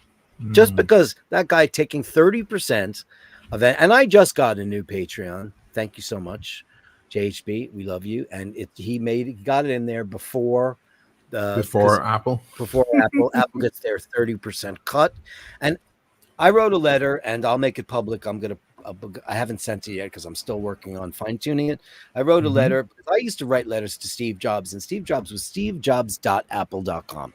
Used to be able to send him, and you would get a response. I don't know if it was from him or whatever, but I'm composing a letter to him, and basically references who I am as a musician, songwriter, creator, and now a YouTuber, and how I cannot believe that the whole reason Apple got started as a computer company and what Steve Jobs' whole ethos was is being completely taken and disassembled. And it started with that commercial that he put out about easels and paints and musical instruments and amplifiers being squashed into an absolute piece. I just got a text. Sorry to interrupt. Go ahead. I just got a text from a great viewer. Go ahead. About the richest countries in the world. Okay. And he told me to forward it to, and let me see if the camera helps me here. Let me see if this will work. Can you take a screenshot and just put it in no, we can't really see that. It's moving. Going Ireland 2022. Ireland is number 2. That's one of those videos. I love those videos. Yeah. Population of Ethiopia. So when you forward to 2024, it's Luxembourg is the richest country and Ireland is second. And while I have full screen, I'll just show you my watch. Shit, where's my? Oh yeah, your cameras had a very hard time focusing tonight. Yeah, I have it on a different setting. I think you need some. No, it's a different setting. I know what it is. Okay. I just tried a different setting. That's all. I have to put it there. Yeah, amazing. Like that? Gotta say though, that watch almost looks slightly dainty on you because of your wrist. It almost looks a little dainty. Almost like, did you borrow your wife's watch? It's beautiful, but I'm like, wow, that I've never seen a GMT look so small on somebody. Come on, it's not that bad. It's beautiful, but it's like it actually is a little bit small on you. No, it's not. You know, it's funny. I mean, it's one of the most beautiful watches ever in history. Anyway, David O'Regan, thank you so much for that. Let's give you.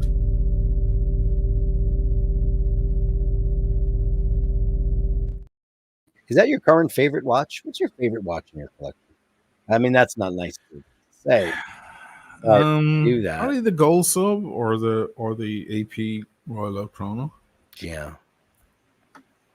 I mean, the Royal Oak is crazy. Now, I'll go grab some watches and you can tell me what you think. How about that? That'll be fun. You know what my favorite watch is. Yours. He doesn't, Listen, I don't care what the label says. I don't give a fuck. It's always going to be, for me, his 861. Always going to be that. Because that watch, 808 N-Links, oh, Lord. That watch is one of the most beautiful things ever. Gallery says, discover our newest episode of AP Talks with Nico Leonard. No, thank you. During this episode, we will unveil a few iconic pieces exploring Nico's passion for watches and the Royal Oak collection. Gallery, are you a watch dealer? I didn't know that. Are you? Are you in that world?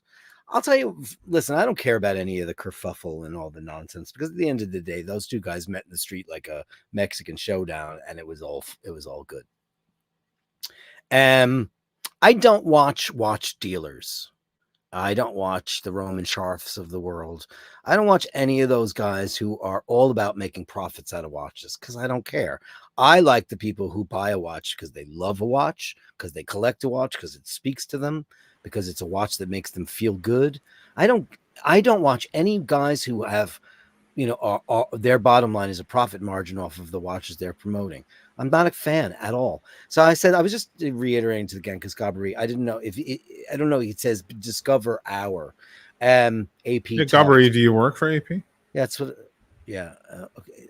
Amazing if you do. Yeah, but amazing brand. He hasn't clarified that yet. Not yet. But I'm just like, I don't ever just to be succinct about the thing. I don't care about watch dealer channels, and I don't watch any of them. Anybody who's in it to buy and sell and all that shit. I'm into the watch passion guys, the guys and gals that fall in love with the watch and want to keep it forever, and maybe for some crazy reason have to sell it because their fridge went out or their car broke down or the kids need to go to school. But the flippers and all those people who are just about buy and sell, like the Roman Schwarfs of the world, zero interest about that. Those guys. Nico is one of those. I know he is. That's why I don't watch that guy. Do you prefer this one than your Tudor? No, I prefer I so prefer the other one. Because of the size of size-wise? Size-wise, great, but God no. God no, because the gold on that looks, listen, as nice as that is, I'm not the biggest Tudor guy in the world. It's yellow. The gold on that is just very crass comparatively to the rub. I mean, it's that yellow. is ridiculous. This one's yellow. This one's smaller than any of them. That's a different kind of yellow. That's a way different kind of yellow. Sorry. It was all yellow. Yeah, that piece is just absolutely ridiculous. Who cares what size? You can wear a 34 with that. It would look amazing. Certain. But my favorite watch is the watch that you haven't put on yet. No, it's not here. It's not here. Is it? Is it in for service? No, it's in the bank. It's in the bank. Okay. And I do love that. You've made me come around on the AP thing because that thing is nuts. Size-wise? I mean, that looks so perfect on you. Yeah, it's perfection. AP. Do you want a solid gold AP one? and Panerai just work well. I'd love a solid gold one. Of course I would. Now, has AP ever done contrasting screws? Yes. Yeah, that they should never do that. Never do that, right? Because it looks terrible. That is just an absolute. That bracelet is pornography on every possible level. Amazing. Yeah. I also have I think I have the offshore still. I have JHB to go by the with bank. a super sticker, $9.99. Thank you, JHB. Who just became a Patreon. Thank you, buddy, so much. Super chat. Let's give you the cuckold.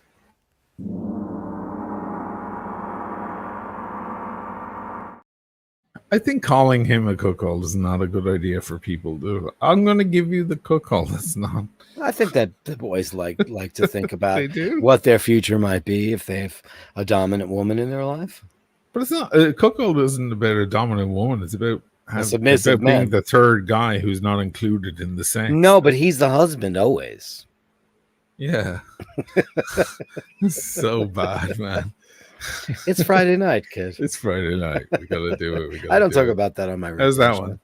I mean, the offshore is not my first choice, but I do think that watch is mental, and it's mostly because the integrated that bracelet with that rubber, that color to me is killer. I love it. I do. Yeah. I never used to like those watches, and now I'm like, they're sexy. And when I see somebody wearing one, I go, oh my God. Last night I had a guy next to me at the hotel, and he had a watch. And as I was getting up close, I thought it was like a Navitimer, and it was some freaking crazy ugly watch. And then I said, Paul, go take a picture of that guy's watch. Go take a picture of that guy's watch. And he did. And then I put it up on the show, and I was like, what is this? It was so, obviously none of us will know what it was, but it must have been a 54 millimeter watch. It was ginormous on this. And the guy was beautiful. He had a pair of Ferragamos on, unless it's some boutique watch brand I've never heard of, which I could be doubt. Grubel Force, $400,000 one. Talk to the gang and I'll go find it and I'll pull it up because I have it on my show. JHB, thanks for the super sticker. Dean, there's another super sticker from Dean, $4.99. Thanks, Dean. Mike Lewis, I'm a Breguet fan. Huge. I wish I had one. I need to get my ass on the Breguet. I saw a guy with a Type 20 the other day on the bracelet, and I was like, oh, man, that's fucking super amazing. I love Breguet. We've seen Michaela Chatillon wearing some Breguets that her husband owns, and they're just beyond. But it's the right way to do it. Like, there's the show-off watches, and then there's the not-so-show-off watches. And Breguet are that kind of quiet luxury. They're very beautiful. I love Breguet. I'd love a nice, dressy Breguet in the future at some point. I found it very fast. What did you find? I'm going to show you my stream from last night where this guy's crazy big watch was. Let's have a look. It's the show. Can you maximize that screen? Just make, yeah, there you go. That was my view from that's where that hotel is. It was incredible. What a place. And it was, $21 cocktails. I had and I said just to Paul, I said, just go pick, what I like. Just go get me something while I did the show. And he came back with an Aperol cocktail that was Ancho Reyes, which is like a jalapeno spicy liqueur with Aperol and a bit of bubbly on top of it. Man, that thing was incredible. Look at the grapefruit. Look at the Perk Chrysler. It's lost, man. We talked about it extensively. What is that monstrosity in the middle there? That big. That's a new unnamed. Toothpick. We talk about this. It's just grotesque. What they've done is, if anybody's seen the end of artificial intelligence, they have. This is my favorite governor in the history of governors, because you know what? Andrew Cuomo, who was a great governor, decided to go behind a woman and touch her shoulder, and he was impeached for it. He was thrown out of office because of it. God. This woman sells our soul to China. She gives all our land away just to put money in her pocket. And this particular stupid thing, they have to do all this like Trump wouldn't do it just as fast. Of course he would. Well, Trump did it first. See the black one on the left? See that tall That's black his one? That's Trump Tower. And he had to rezone. This is the watch that this guy had on. That is, what am I looking at? I have no idea what that is. And Paul said it looks like the top of a Coke bottle. Yeah, because of the knurling. Because of around the bezel. Yeah. What if the hell do you think that is? I mean, it's not anything I know or anybody else knows, but I don't know. But he was beautifully dressed, and he had this watch. That watch was enormous. It's hideous, absolutely hideous. Didn't dig it, but because when you're this place was very elegant. They had a serious dress code. It said men must wear slacks and shoes and button shirts. I like that. Yeah, me too. It said so my friend said Economics 101, Ireland is part of a small elite club of countries that is richer than its 19th century imperial overlord. Facts don't lie. Ooh, yeah. Fuck. Who said that? That's the friend who sent the thing about the richest countries. Wow. We only have 5 million people. That's true. I am indeed. Fuck that, but it's true. It's a real number, and it's totally true. I don't want it to be true, but it is. Luxembourg, JHB, you got that already, right? You got that. You got JHB, and you got. I did. You did that. While I was looking up the big ugly crest watch. Listen, I always say the best watch in the whole wide world is the one you love the most. But don't buy a watch in Macy's. God damn it. No, jeez, that's just crap. Buy something that at least is quality. The only half decent stuff at Macy's, they have Tag, I think, and they have Tissot. Sure. You want a Tissot? Tissot's very, honorable brand. Tag, of course, is wonderful. Longines, things like that are down there. That's I'm a Longines fan. That Macy's have. Macy's also have Maserati and Michael Kors and a lot of Michael Kors watches. Yeah, big. Bullshit. Yeah. Now we all know that Louis Vuitton Moet Hennessy bought that beautiful, very, very small company that makes precision, very boutique movements. They're trying to elevate. And I don't understand, when you own some of the greatest brands in the world, why do you need to stick the LVMH brand on something? Guys, you already own beautiful brands. You don't need to, because everybody wants to put their tramp stamp on the top of the arse. It's so unnecessary for them to do that, because you already, you're the biggest fashion conglomerate in the whole wide world, and you own, what brands does LVMH own? We know what everybody else owns. Let me see. Louis Vuitton. Oh my God, that's a huge list. Watch brands. Why did they need to go to that? They own Bulgari. They own Zenith. Right. They own Tag. They own Hublot. God help us all. They own Gerald Genta. They own Chanel watches. Chanel. Who would have known that? Tiffany. Anything by Tiffany and Company has to go through them. God damn it. What it is, it's just like they want to put their brand. They're just a monster eating everything. They're a monster. Well, Kering is another brand that owns Gucci and all that stuff. They're another brand that bought up a lot of stuff too. But Richemont and Swatch Group. Swatch probably has the best, possible lineup of great watches. So does Richemont. They don't. It's so ridiculous that LVMH would have gone to the trouble of buying this very small technical company that makes, modern great horology. But they just can't stop it. Oh, you know what? Just Mike Lewis said it great, Michael. Hey, Mike Lewis. LVMH represents luxury. They want to remind you. Okay. Well, you know what? Buy Rolex or buy Patek Philippe. Because you know what? Somebody could buy Patek Philippe. Somebody could buy them. Yeah. Somebody could. I know it's family. No one can buy Rolex. No one. No, Rolex is unstoppable. But nobody owns AP. The family owned again. Nobody owns these guys. Love it. No, I don't see how that's possible. How many watches a year does AP make? Do you have any idea? It was 40,000. Then the rumors said 50 to 60 that they upped their game. I don't know. I hear conflicting rumors, but it's not more than 60,000 a year. Easy says, did somebody mention Paddock? Paddock. Could somebody tell Tim Wright to stop saying Paddock? Does he do it just to annoy me? I think he does. Tim mispronounces things all the time, just like Archie. It's an Archie thing. Paddock. Oh God. All I think of is guys with pleated pants, he does it for tassels on their shoes. He does it for a laugh because Tim plays the jester. Yeah, okay, good. Yeah. Because he always like, what about Paddock? I'm like, Tim, killing me with the Paddock. He doesn't even say my name right. You Oisin Omalley. He's just doing it as it's a shtick. That's fine. Andrew says, tramp stamp, 1 mixed drink, 2 beers, then off to the hotel. Why do women get tramp stamps? I don't know. I don't know if they do anymore. It really can ruin a good woman. Bert says that Tim's stream was epic today. He's in Geneva, right? Having a great time. Good. He wants me to go. I was thinking about going for a day. What's the travel time to Geneva for you? About an hour by plane? Yeah, by plane, yeah, but then it's boat to the plane, then wait around in the airport. I like taking the train. Is there no airport?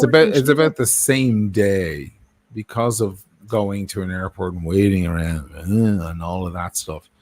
It's not far. Taking the train is a lot less pain and nicer, more comfortable, but maybe I'll take the plane. I don't know.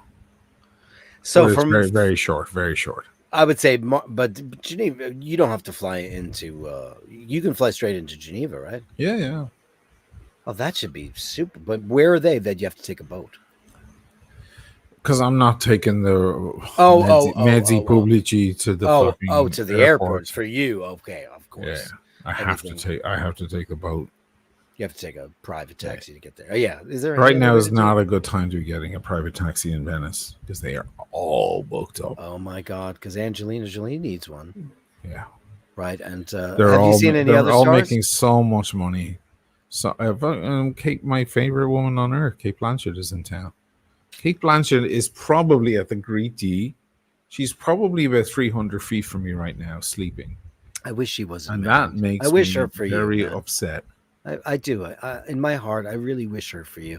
I think if you guys met, you'd hit it off, and you'd have great laughs. I know she likes to drink, because she's such a great interview. Yeah, she's so self-deprecating. We could talk about Palestine. You could talk about Palestine. You guys could get off on that shit, and then you guys could have like crazy, Gaza sex. I would tear that one. She'd be in terrible, terrible danger. I would tear her to bits. Or maybe she would tear you to bits. You have no idea. As that woman, she could try. She's a beautiful lady. She's married to a guy. That would be the fun part. Right. Yeah, Mike Lewis says Oisin would melt. He definitely would. I'd love to see him melt in front of a woman. Yeah, she's an extraordinary creature, isn't she? Smart, beautiful, talented, everything. She's smart, the everything, yeah, and talented. There, you said it.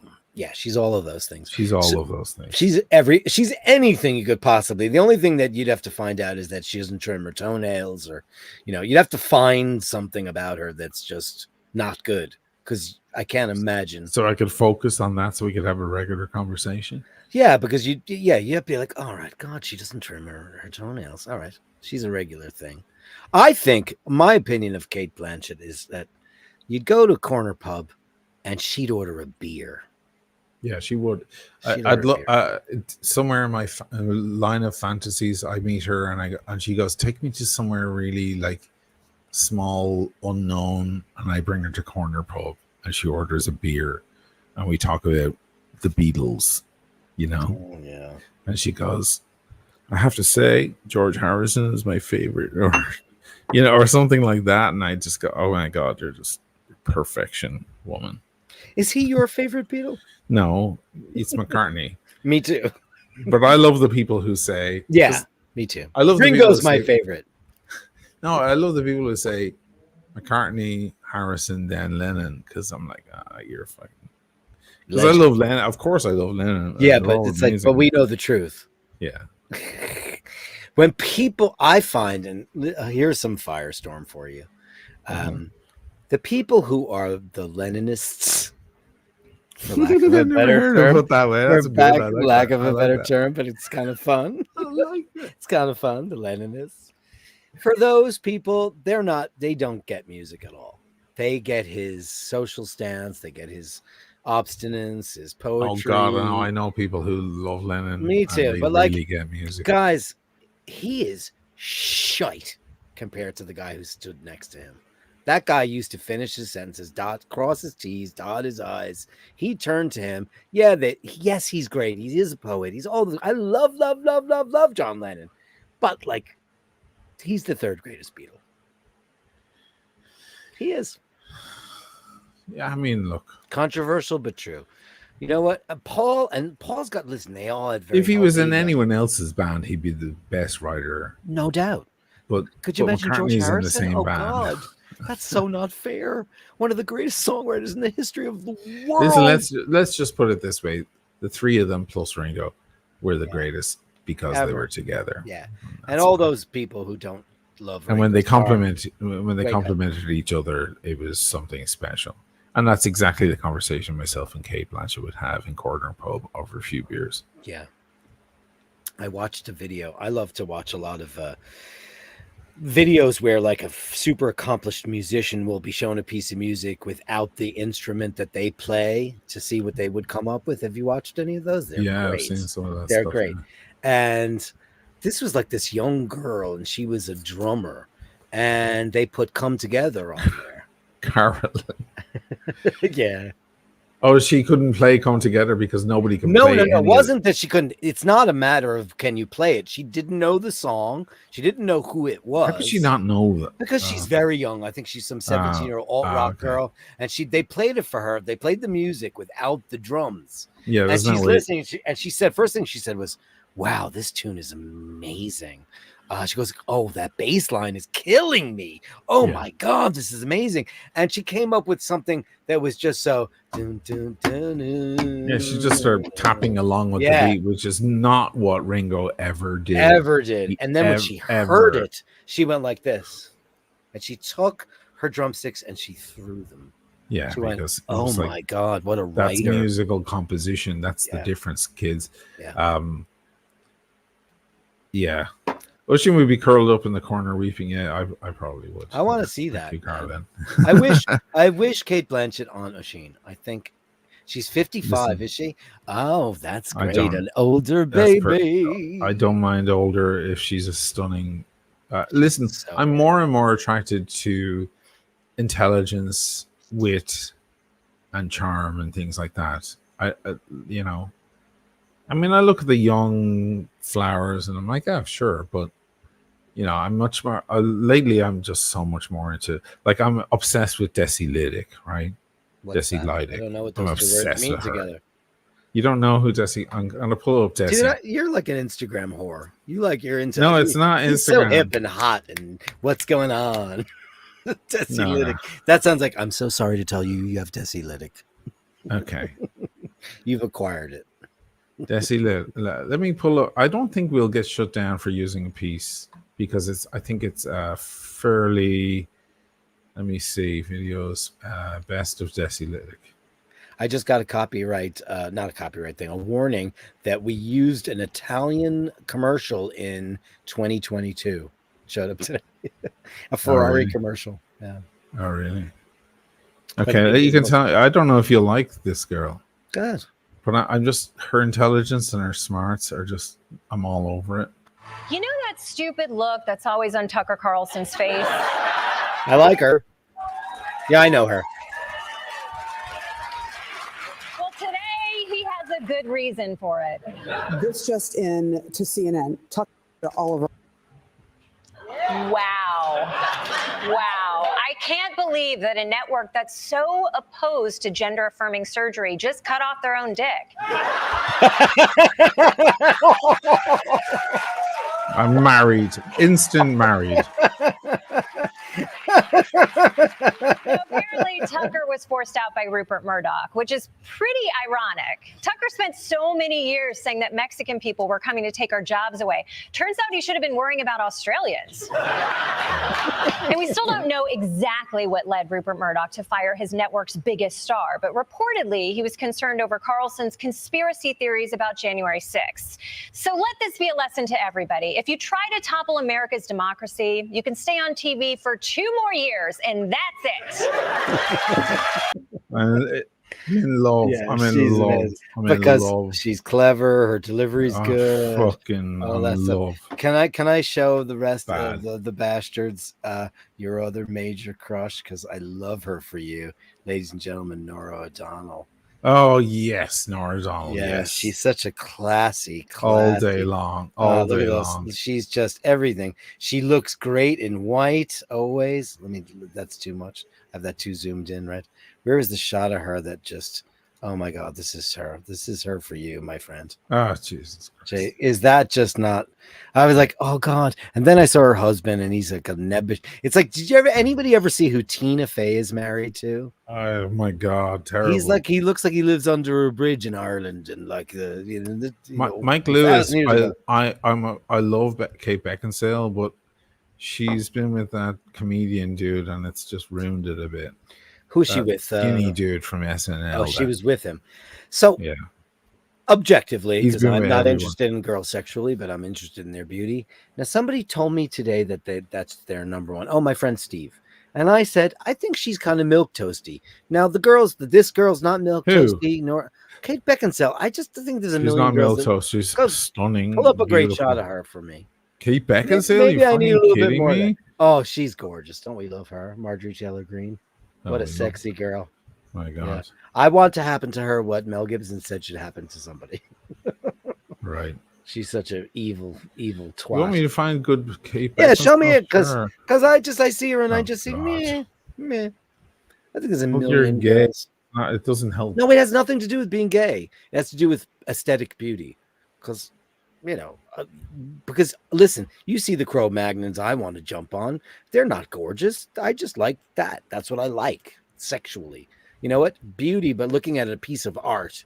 You're like, I don't get Rothko. And, I had a conversation with your sister because she loves Rothko. I don't quite get it. That's okay. That's what makes the world go round. Yeah, let me see. Oh, she looks good there. Jesus. But she's another one that needs a meal. God in heaven's name. She needs a what? A meal. Oh yeah, and she's aging really, really well. And she says it's all natural. She's like, she's upset that people are saying, "Oh, she's taking this drug and that drug," and she's like, "No, I'm not taking anything, kids. I'm just taking care of myself." But her taste in men is odd. She wouldn't like me. If she's into that skinny she's into prick, that guy, oh geez. Yeah, that's he's the king of the squiggly tattoos, the little doodles. Yeah. I mean, guys, please, can we make a statement here on the iBashers? Don't get if you're gonna get a tattoo, get one that means something to you. Don't get the squigglies, the little doodly doodads. The doodles. It's just so shite. It really is. It's not good. Andrew Wolkowicz with Canadian $10. Dirk, quick question. Why no white after Labor Day? Also upvote and subscribe. Become a Patreon if you can. But no matter what else, be an inspiration to others' lives and a blessing in their memories. You're the king, buddy, and I'll tell you why in a second.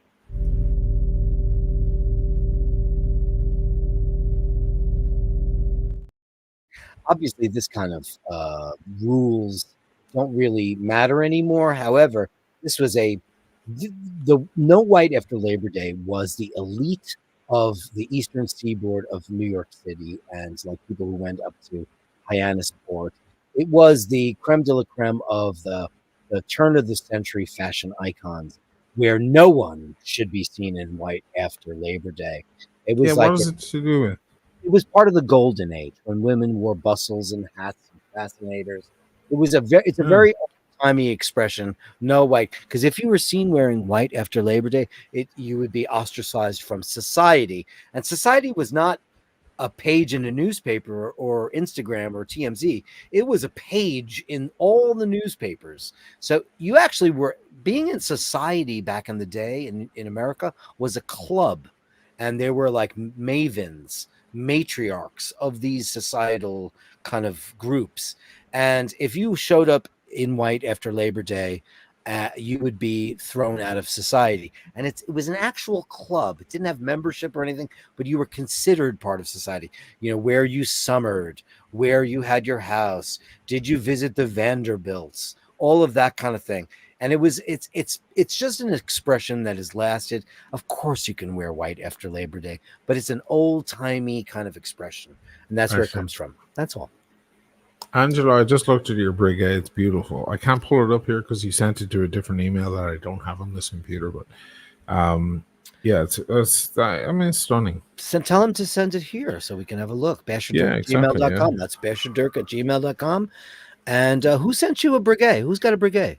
Angelo Minicchio. Oh, Angelo. I've seen it and it's beautiful, but I'll pull it up. Let me see. Angelo.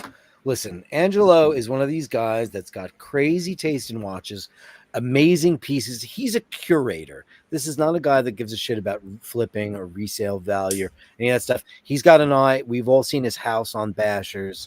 He curates art, and he does the same with his watches. He's got a brigade is definitely up that alley. Send me one when you get it. When I get it, I'll put it on the show. Angelo, anything for you, baby. Amazing guy, amazing thing. You know, Andrew says, who cares? I owe you one of the who cares. Who cares, Andrew? Who cares? Thank you so much. Velve 789 says, all the men all wore those white boater hats. Well, white doesn't apply to a hat because white hats are often white. It was always for women, and it generally pertained to a dress because women didn't wear slacks back in the day. Women only started wearing slacks in the 1960s. Before that, no woman was ever caught dead other than Katharine Hepburn. Nobody wore slacks. No one. It was not done. Afro says, hey, Dirk, if all else fails, scuttle the SS United States Joseph of Mar-a-Lago. You know, I'll be honest with you. Now, back in the day, before Donald became president, when we were involved with the SS United States, we reached out to him because he's a New Yorker. This is before any. Yeah, he would have been the right guy He was the right guy, and we reached out, and his office never got back to us, which just said something to you. Like we're like, oh, well, Donald is after other people's money. That was always his thing, you know. Yeah, it's still his thing. It's still his thing.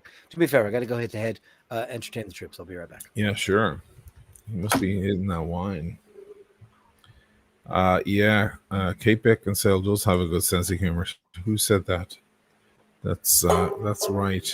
I like good sense of humor in women. For a long time, I was the funny guy, right? So in relationships,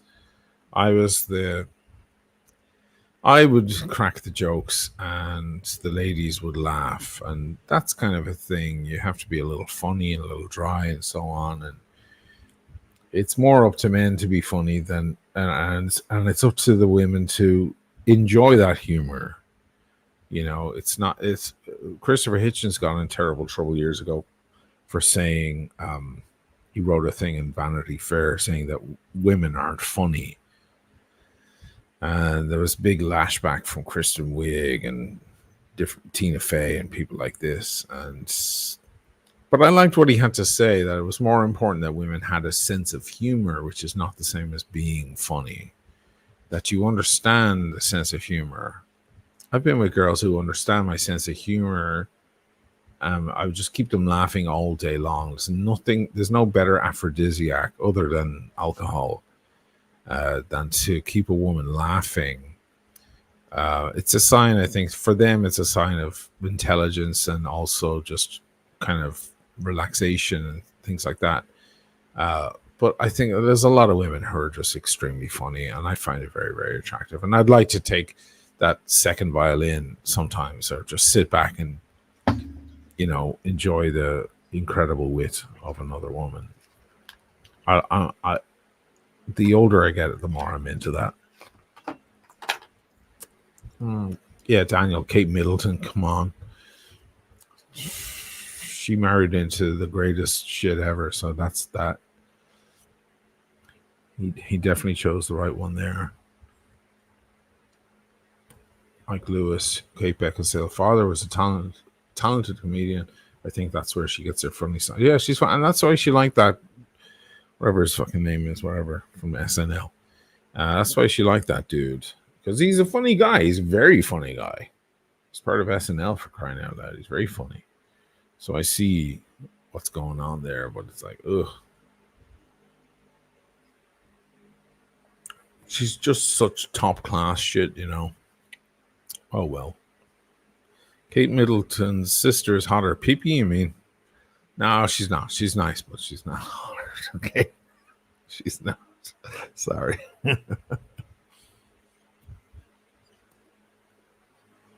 Ecstasy keeps you laughing, says Dean. I've never done it. I know a lot of people who love it and have done a lot of it.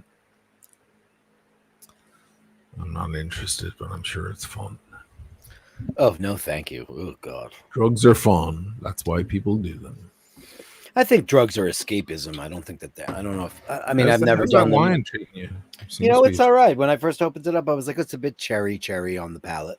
Okay. But it's great. It's funny. I just came out of my studio and Paul was gone because he's got to go get his car in Whitestone.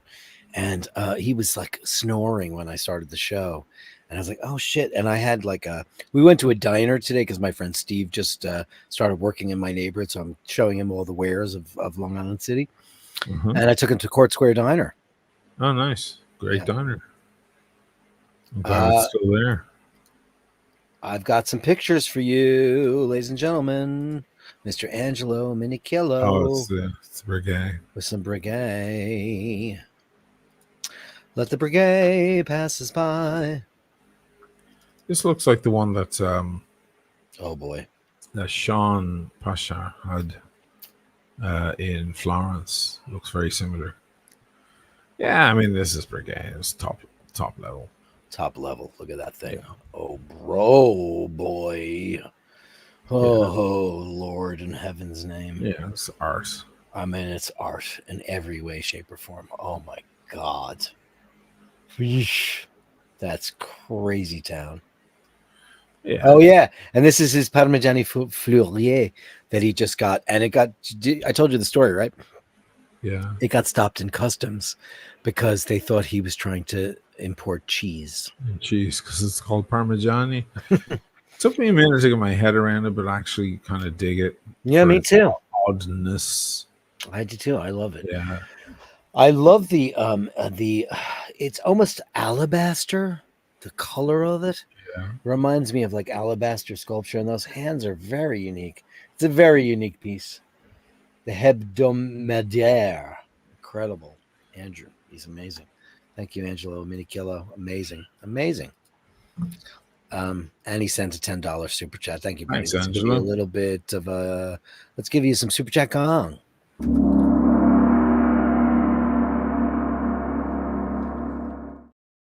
And Daniel Gutierrez for Ush, another pre-happy birthday. Bro, what are we thinking about for your birthday? We're doing a crazy live stream, or are you going to be in Geneva for that? Or it's I don't know. Up?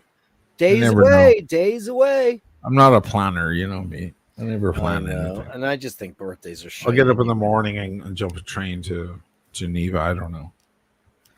Okay, there's a lot of dickheads at that Geneva fucking show, honestly. I mean, I just I'd think hang out with Tim. I'd go to the Lizard Lounge or whatever it's called, Leopard Lounge, whatever it's called, for cigars. If I can get my way. I have to ask my Joshua, my friend, to get me in there.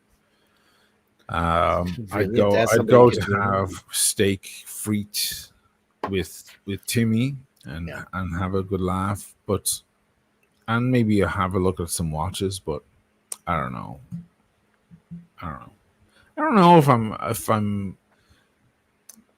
a big fan of that watch crowd. I mean, Timmy sure is my mate and stuff, but there's a lot of dudes. I was looking at some of those shows at the Geneva Watch Days. A lot of dudes on that stage. I'm like, yeah, I don't think I'm not going to laugh at their non-jokes. Like they had a panel on today, and I think Timmy was filming it, and it was Waco. Okay, Waco, fine, and from Revolution Watch, and Waco, and Andrew Morgan was there dressed like shit. Like he had a fucking white t-shirt on, put a suit on. I've never seen a guy that had a face for radio more than him. Right. And he didn't include me in the top 25 fucking YouTube channels, so fuck him. Because my channel is way better than any of that shit. And sorry. And then there's that dude from the About Effing Time, the Aussie guy, who cracks jokes that I've never found funny. I've never found one of his jokes funny. They're all laughing. Not funny. They're all laughing. They're gigglers. Like, they're just gigglers. I'm like, I don't want to be on that stage or meet these people and pretend to enjoy their jokes. I'm sorry. So there's something about it. I'm just like, yeah, fuck this pack of fucking sfigati. Mezza sfigati. Okay. Could be though. And that's probably good enough. Now about effing time guy. I mean, Jesus, I don't get him, and I don't get those other two guys. Who are those other two guys? The American guys that live on Long Island and goof about watches, and they're giggling about every joke they talk. It's all inside information, guys. We're not part of your frat house, so I don't get that joke. It's so weird, and there's just so many of them, but they're all. Like Waco he's not a watch dealer, right? He's just what is he, ambassador? What is his title? No, he has the Rake. It's a magazine. It's a magazine. Okay, well that's something. As opposed to somebody who the guy definitely puts the work in. Credit where credit's due. He definitely meets with all the rounds, and he talks about a lot of watches and so on. Recently he was honking that fucking Venezianico horse shit. Yeah, well, and I know those guys. Yeah. And I wrote a thing on Instagram. I was like, how much fucking money did they give you to spruik that bollocks? And I never got any answer. But, he's a businessman, Good for him. All of these guys are businessmen. And that's my problem. Like, it kind of has the facade of passion, but really underneath it, they're in the business of it. They're in the business. That's fine. Yeah. We could talk watches a little bit. That's fine. But I'm not going to laugh at your jokes if they're not funny. Sorry. Yeah. Dean says the funniest thing about is he moved from Australia to London for about fucking time, and then it ended. Yeah. But listen, and this is not, I'm not trying to be a hate stream guy, because that's not my style, unless you're a total I think Adrian is like watching paint dry in general. Barker. It's just, to me, I've never, and he's not a watch dealer. He's an enthusiast and all that stuff. He's all the things that I like about, but I just find the content really boring. That's just me, though. I just find it boring. And I like him as a guy, and I think he's a bit of a ride. He's good with a camera. Oh yeah, you think he's handsome? I think he's handsome as hell. Yeah. He's really good with a camera. And he's good at his drones are good. Edits. Yeah. Not just that, all his close-ups and stuff are really good, and they continue to be good, and they've been good for years. Credit where credit is due. The guy is good, solid, and his stuff is extremely lean. His videos are so lean that the information, everything is just precisely put together. He's the sushi master of watch videos. Everything is cut to perfection, which is good. That's cool. But, does the guy have a lot of riz? I don't think so, no. Right. Yeah, but it's just like missionary all the way, you know. It's just like It's okay. very missionary. It's yeah. very Everything missionary. in that fucking whole world is missionary. And if Yeah. I went to Geneva Watch Days, the entire thing would be extremely missionary position. Yeah, I would imagine that's true. Dean says the old wine's kicking. It is kicking in. You want me to call somebody a I'll do it. It all depends. Why do okay, guys? You want to have a little fun time? Okay, it's 7:47. Hit me up with some watch personalities, and I'll give you a rating from 1 to 10. There we go. With commentary. Go ahead. Start. Here's the chats. I'm looking at it right now. What do you think of? You just put somebody's name in the chat, and I'll give you commentary about them. I'll give you a rating from 1 to 10 and a commentary about what I think about them. And let's see how this winds up on the hate stream. Bring it on, bitches. I don't care. Who cares? Who cares? Who cares? Federico. Go first one. Federico talks watches. Listen, he's been around for a long time. Del Rey, blah, blah, blah. Talks about watches. He's a watch dealer. No thanks. No thanks. Lay off the drive-through.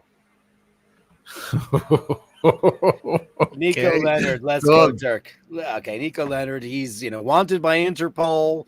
He's an international criminal, can't afford the Ferrari. These two meet on the street and it's all good because he's all talk and all bluster and fuck off. Okay, here we go. You guys are ready to play, bitches. Both couldn't string a sentence together if he tried. He's a pussy. He comes after me and completely takes my words out of context and decides to go mental. I'm not in your world, bro. I don't give a shit. You know what? Plaid, stripes, and solids don't match. Get a stylist. Boom. Jody. Okay. No, you can bring him up. Go, you bring him up. I won't click. Jody, be nice to Jody. Jody. I love Jody. One more watch. Approval. Approved. Love Jody. Jody. Okay. You bring him up. I'm off. TVG. TVG. I don't. Urban Gentry. No. The Urban Gentry. Listen, he's a fellow Omega enthusiast. Listen, this guy got a lot of hate, and I never really understood why. I think because of Archie. I think TVG is a solid fan of horology, a learned fellow of watchmaking, and he goes and he digs, and he's a fan. I think he's one of the greatest ambassadors. I can't say that I watch his show all the time. I used to watch it a lot, but I never understood the hatred for this guy. I think he's wonderful. TVG, awesome. One of the goats for sure. Okay. Theo and Harris is what I was talking about. I don't get these guys, little girls sorority. I don't get the sorority that they're about. I don't get them. They're like giggle, giggle, giggle, giggle, giggle, giggle, giggle, giggle. They're just two Manhasset guys. Manhasset is a very affluent neighborhood in Long Island. Two affluent guys that just want to giggle about each other's loafers, and they're very rich and entitled people. No thanks. So Timmy. I love Timmy. Timmy is, he's fucking Hakuza. He's the guy that comes. He's a ninja. He shows up. People are a little afraid of him because he might be part of some kind of Eastern European gang. Blah blah blah blah blah blah blah. But Timmy calls people out. Period. End of the day. Ninja. He's a fucking ninja. You already said Andrea Barker. Ride. He's hot, but you were just saying that boring as toast, and you'd have to do all the work. That's the problem with Agent Barker. You'd have to do all the work because he's talking sex. I'm joking. It's my joke. I'm joking. He's a very handsome fella, but you have to do all the work. You just shifted your tune about Adrian and went on to the sexuality, but no. Oh, just about no. I'm just talking about people in general. Roman Sharf, cutthroat shyster, evil empire. He is on the Death Star. He's one of the most. All that guy wants is your money. Period. 100%. ID guy. Great show. Yeah, you like him. Real show about watches. Producer Michael. I mean, this is a very sad, ugly guy. He's kind of like you were trying to turn me on to Hosier, which I don't get. I think his music is meh, and I think he looks like Tiny Tim. We're not talking about music. We're talking about producer Michael. No. I know. Give me a minute to get around. Okay, you're to coming it. around. You're coming around to it. Producer Michael is like the ugly guy, the fugly guy that never got any trim in high school, and he finally made a couple of investments, and he's tacky, and next. He likes really gross things. He looks like the type of guy that you'd meet in a bar, and he's wearing a lot of turquoise. No thanks. Annoying Archie. You know what? I'm never going to say anything terrible about him. I'm never going to do it. Archie, he's the pontiff. I still believe that. He was the first channel I ever watched. I thought in the day, listen, regardless of what anybody thinks about him, regardless of what anybody's opinion is of him, at one time, that guy's show was the gateway for all of us, for so many of us. We got in there, we laughed, we met other people. He called.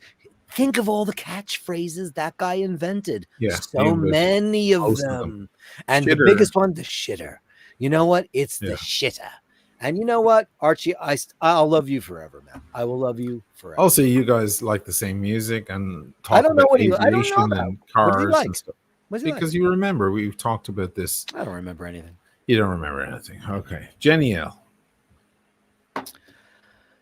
Oh, yeah.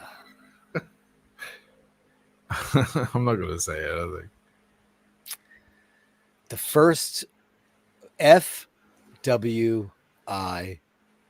first woman in watches. So that says something. She's the first lady to make a dent. Do you still watch her videos? Nah. Me neither. I don't. I don't and it's like she's one of those people that got in there when she's a pioneer. I'm never going to say anything bad about Jenny L, like her content just got a little boring to me after a while. Yeah. However, she's a pioneer. How can you ever touch a pioneer? Okay, here's a hard one. Michaela de Chatillon. I think Michaela de Chatillon is one of the emerging bright lights of the internet. I think she's one of the most first of all, I don't even want to use this as a platform because it's not fair to the genius that she is. She's a beautifully intelligent, evolved woman who knows what she wants and knows what she cares about and is willing to tell it to you without any filter. She's far more entertaining, and she's just in the beginning of her journey. She is going to be the biggest watch YouTuber in the world, I think. Talking about missionary, says Gobbery, Teddy Baltazar. Listen, you know what the best part about Teddy Baltazar is? That Teddy Baltazar has, for some crazy reason, beautifully dressed, beautifully appointed, beautiful hair, beautiful glasses, fan of watches. I know he sells watches, and that's usually a detraction for me.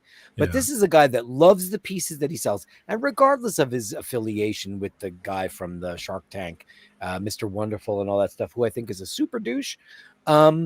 But I still think I'd like to hang out with Super Douche. I think underneath the skin and the bravado, I think is a very interesting guy. Teddy Baltazar, and I think he's a true fan of watches. I think his heart is in the right place. I think he's one of the absolute best at what he does. His content is impeccable. Elizabeth Grant was good but stopped abruptly. That's true. She's had a little bit. I was speaking to her recently. She had some medical issues and stuff. Yeah, she was really. I don't know who Andy Hunter is. Is that bad? I don't know who that is. I love Andy from the is Andy's last name from the English Watch? Is Gabriel? Is that the English Watch guy? That's my favorite. Gabriel, be specific. We don't know who Andy. I don't know Andy's last name, but the English Watch is my favorite watch channel, other than yours, of course. Watch Gringa. Watch Gringa. I think she used to be really funny and glib and fun and drunk and all that stuff. And I know she's pregnant now, and her channel exploded in question. I don't understand how a channel can explode like that so fast. Oh, she went. We all know. Well, I don't know because I'm not. Look, okay. I'm just learning the ropes. Well, she didn't explode like Jenny. Jenny exploded. But there was no other girl. Gringa doesn't even have as many subs as Jenny, but Gringa gets better views. How many subs does Which Jenny is, O by the have? way, Brit Pierce. She changed her name from Watch Yeah. Gringo to Brit Pierce like 2 years ago at this point, but she's still known as Watch Gringo to many. No, she's well up. I don't know. She's well up in the 200,000s easily, $250,000. Well, so is Watch Ringo though. Oh, right? sorry, you're asking About Jenny O. Jenny's over 300. Yeah. Oh, okay. Yeah. I mean, she was the first, the pioneer. Watch Gringo. I used to really think she was super duper funny. I loved her, like capitalism versus Christianity. But I got a little worried about when that watch disappeared. I got a little, freaked out about that. Just me personally, zero influence on any. I know you guys love to talk. It just got a little like shady to me, and I started to think, oh, we're making up stuff for content. That's just how I felt. It was a Moser, right? That was H. Moser. Yeah, it was and it was quartz and everything. Elegante. I was like, I don't know about. What about Mad Watch Collector? The guy with the fizzy hair. The most. He's Carrot Top with watches. Yeah. Yeah, I don't get that guy at all. And he's like, screaming with his crazy hair. He's Sideshow Bob from The Simpsons. Not my thing, but you got to have an angle on YouTube. I get it. That's his angle. His angle is like wild and crazy guy. So the English Watch, I don't know if it's the same guy as before, but I love him. He's my favorite show. You know what? Yeah. Now Andy from the English Watch is a Speedmaster Omega guy that buys his watches. He's a family man with kids, and he's got a nice little studio. He loves to talk about watches in detail. He's not a flipper. He's a collector. And last year he was at Disney World with his family, and he had a massive freaking heart attack. That's right. And they rushed him to the hospital, and he had to have bypass. Yeah, I love this guy. And you know what he does? He calls out Watches of Switzerland when they try to screw him on their commission. I love the honesty of the English Watch, and he's back. Del Boy is asking about Marshall from Wristwatch Revival. I love Marshall. I watch every episode he puts out. My favorite is the Naked Watchmaker, the Indian English guy that has his kid in the studio. That his kid's always going like, "What about this gear, Daddy?" I love that guy. But Marshall, Wristwatch Revival. Carlos, we already did Federico. Yeah, you have to rewind 5 minutes. What are you going to say about him? Scottish watches. He's a dealer. You listen to that podcast? Scottish I don't. Watch? I don't know. I have nothing to say about that because I don't know enough about it. Yeah. Easy E says, yeah, Jenny's 338, Brit is 230, but I think Brit gets better views than Jenny now. I think the hype over Jenny is kind of softened. She was the first. It's the up and come. I think Brit has kind of taken over Jenny's position, probably, in all honesty. Yeah. I just think, listen, and I used to, we were on her show. She came on our show, and we were so excited for her. She was the up and coming upstart, and we really liked it. You like that? Upstart, not startup. You like that? I watched your show. Upstart. You like that? I watched your show. Yeah. And there was a kind of funny, befuddled innocence about Brittany's show when she started out. I can't describe it. It was like she was passionate, yet didn't quite have a handle on all of the cuckoo nonsense that made it so charming.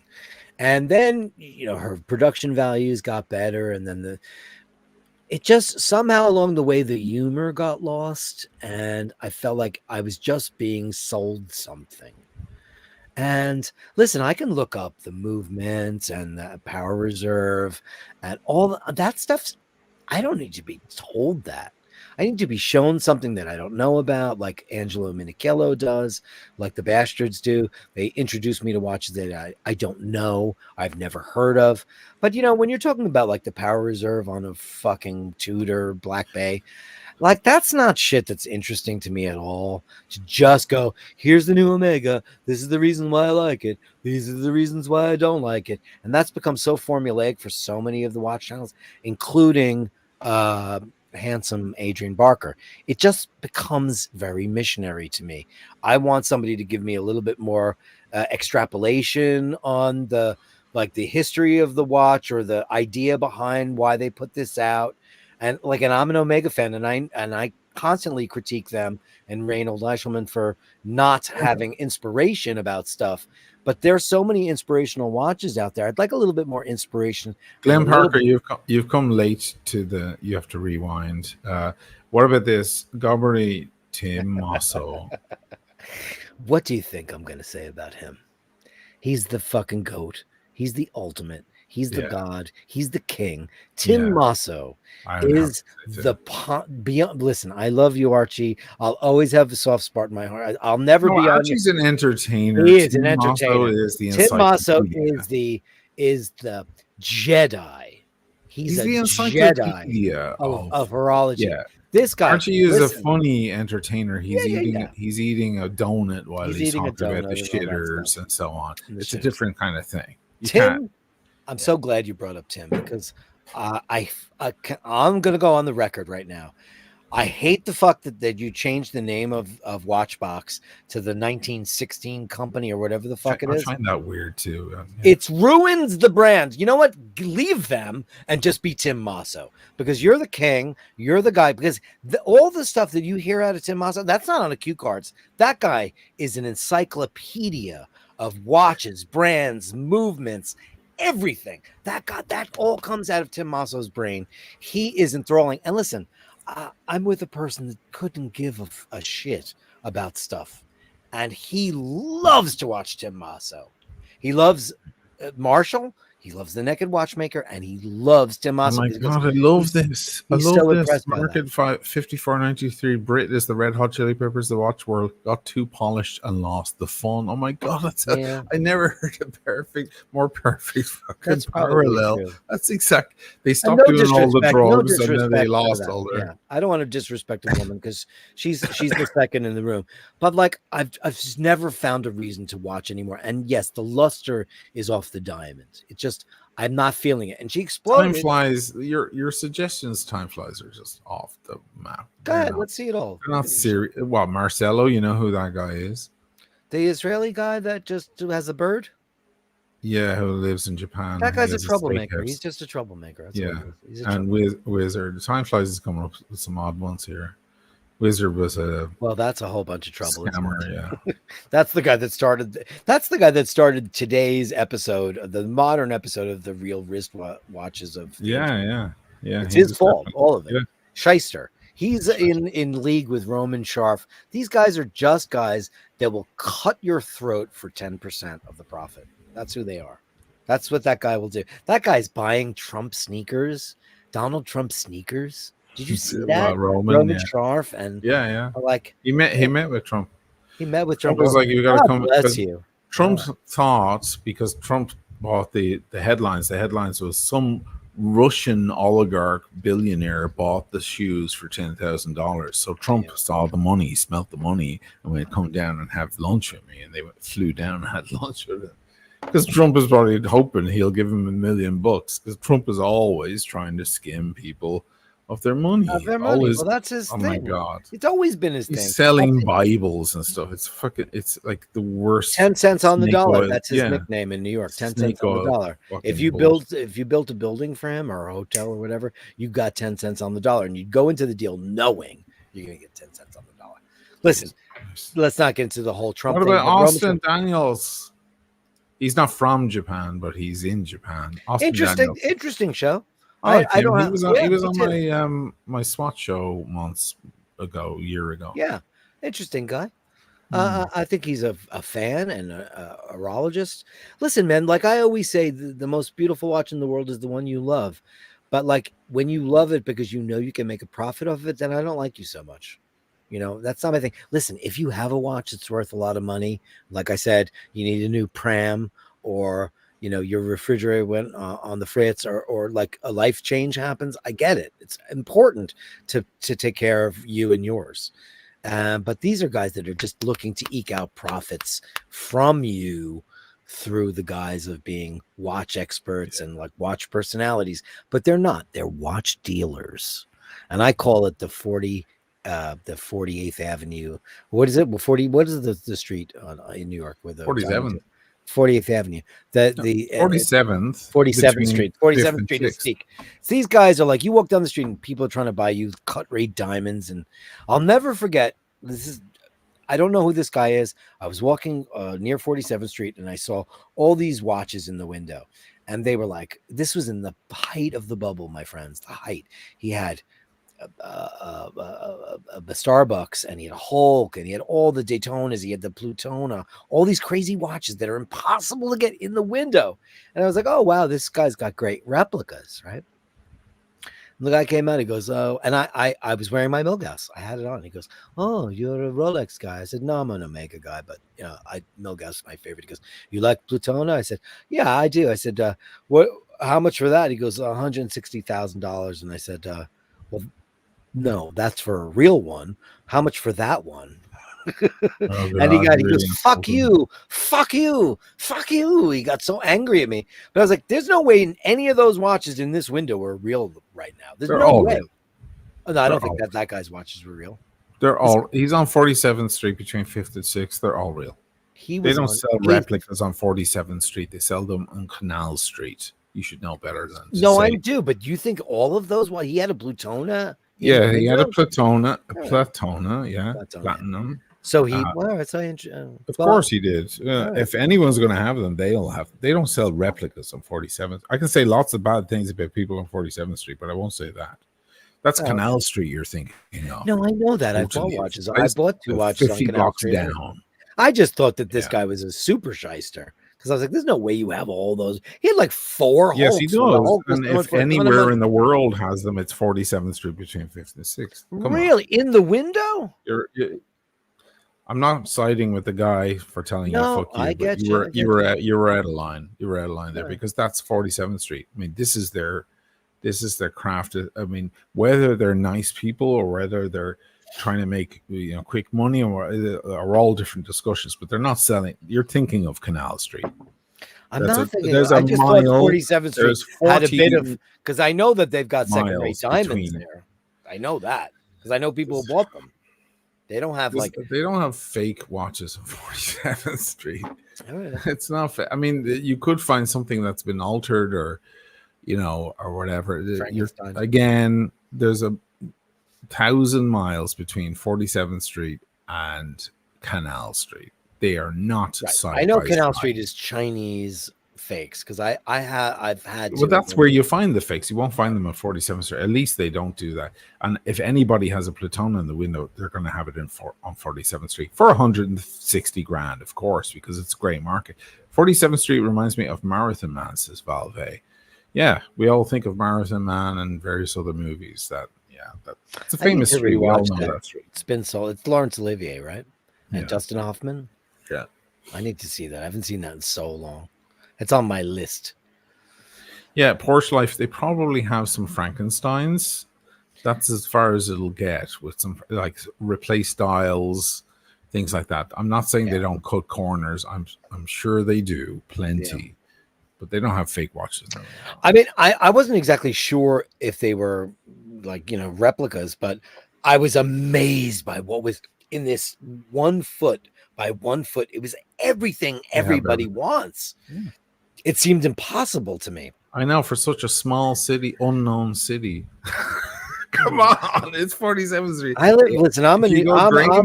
a born and bred New Yorker, and you know what? Right. Everybody's Gray Market. That is the epicenter of Gray Market. Yeah, it's like Bond Street in. Oh, it's like Bond Street. Okay. Yeah, I mean, anyway, I pissed him off, and that's. Because he was like, "Fuck you." I was like, "No." Understand and I was trying to be apologetic, and this guy went Israeli fucking Uzi on me. This guy went freaking bananas on me, and I was like, "I'd be insulted too." Well, it's like I don't know. I was like, "This is real." Sure. All right. Hey, you know what? It just seemed like way too many beautiful watches. Hey, market 54.93. It wasn't safe. No, it certainly wasn't safe. Good quote. Johnny Marr. Look at. He also says Johnny Marr. Like, no, you know what? Here's the funny thing. If who says what? Sorry, what's the full thing? Let me pull it up. The thing just moved. Johnny Marr on tour now. I love Johnny Marr. Don't get me wrong, and I love Marcy, but I don't love him anymore.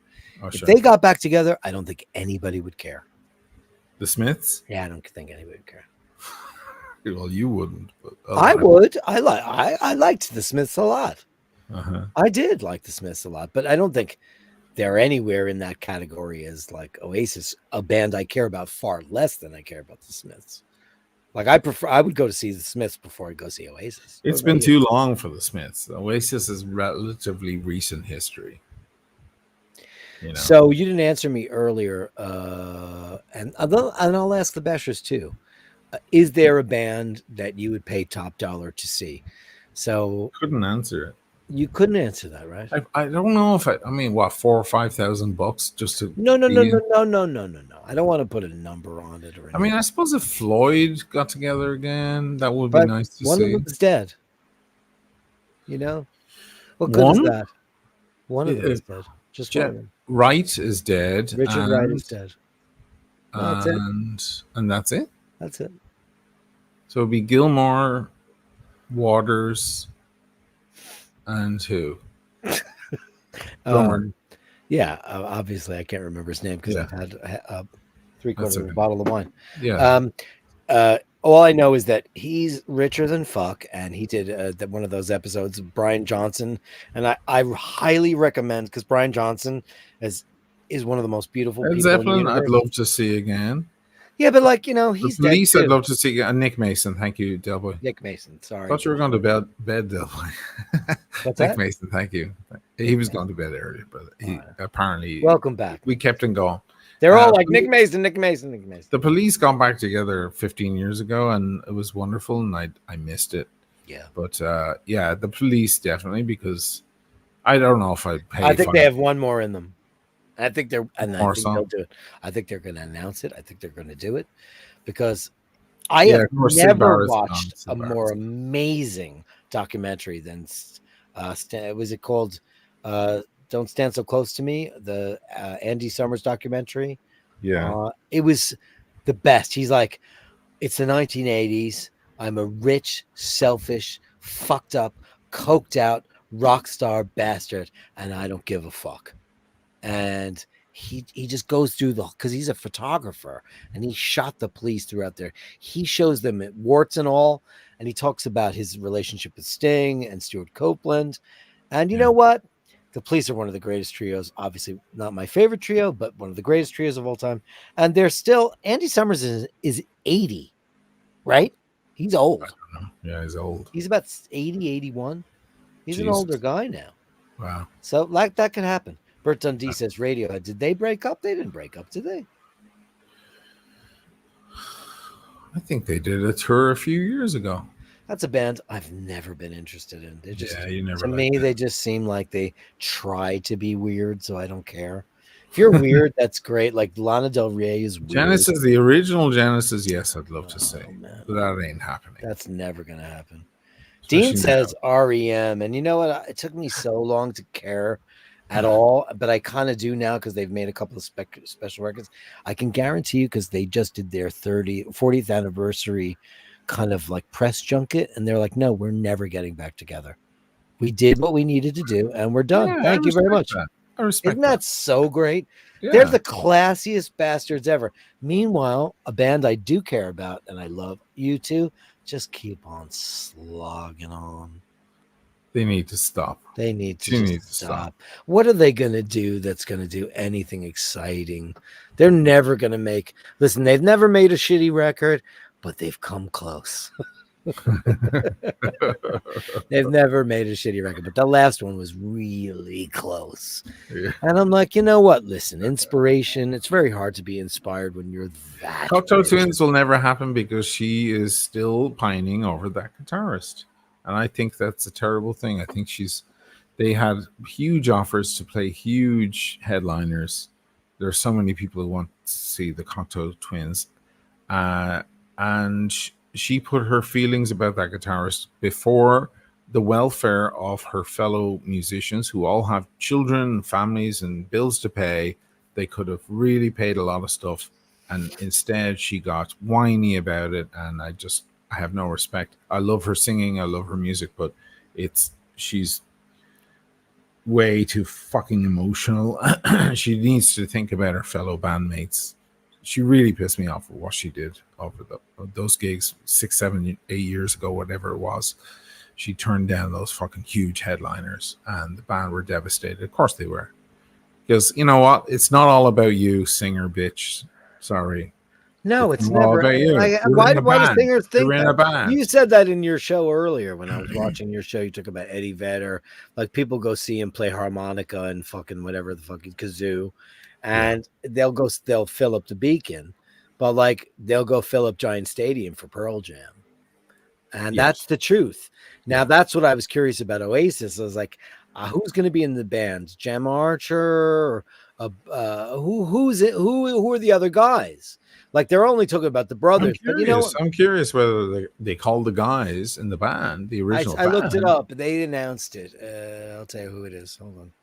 I looked it up today. Heads might do it. I know Jerry Harrison quite well. He produced our first record, so I know a lot of the stories about what's the fucking singer? All the names are gone. David Byrne, yeah. There's a lot of stories about David Byrne and his attitude and so on. It's been a difficulty for a long time with Talking Heads.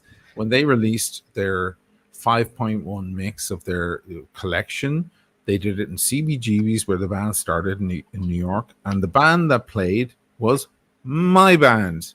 We were asked by Jerry to play the songs because they didn't have a full band, and of course David Byrne isn't going to show up, even though he lives in Brooklyn, or he was with his girlfriend, who we know as well. I rented a fucking room in her apartment at one point of his girlfriend, and anyway, they didn't show up, so we had to play the songs, and Jerry got up with us and played the songs at the release of the thing. The fucking band weren't even it's unlikely they'll ever do a thing together because of David Byrne, the singer, as usual. But don't get me started. Anyway, why do you have I see you have like a chat show in the green room. What's that about? What are you asking me? You have like, I think that's who's the gay Irish guy that has the British chat show? Graham Norton. Looks like you got like. Yeah. I had a link because I was showing Kate Beckinsale. Oh, go do it. How magnificent she is. No, I wasn't playing the audio. I was just because you wanted to see how pretty she is, and yeah. I was like, yeah, she is fucking crazy, ridiculously. She looks like a doll, man. Yeah. Who's the other girl? This is the girl from Game of Thrones and all that. I've never seen it. And she's very pretty, but she ain't nothing next to her. I mean, that's a whole other animal, right? That's a different species. Completely. Yeah, right. She looks great. I take back everything I said. She looks outrageous there. She's ridiculous. You love that little upturned nose, right? I love all that shit. You know me. The little Barbie thing. Yeah. I love all that. I love what makes people. I think one of the most perfect things to describe me is more about me is I love what makes people tick. I love finding out what people's favorite foods or drink, or what they're attracted to, or like what their favorites. Like, or somebody earlier on was talking about Syd Barrett, and I have very, very, very strong opinion about Syd Barrett. He's nothing. He's a nothing entity. That guy did nothing to make Pink Floyd, the Pink Floyd that you know and that you love. Okay, those guys personally were friends with him. He's like, the girl you nailed. He started it, but he has zero influence. He's on one fucking record, The Piper of the Gates of Dawn. The rest once Gilmore got in there and Roger took over, that's the Pink Floyd that everybody knows. That's right. That's their journey, their mental journey, their passionate, their memories. It was Roger's vision. The Wall and all that was Roger. People are like, Sid, he did nothing for your fanship. Zero. But people still, they reminisce. It's like, but you can't reminisce about something you don't know about. It's like AC/DC with Scott. What's his name? Bon Scott. Yeah. Bon Scott, and it's like Metallica keep talking about that bass player. Cliff, right? Well, I met Cliff, and Cliff was maybe one of the funniest, sweetest guys in the whole wide world. Sure. And he played a Rick, and he was a sweet guy.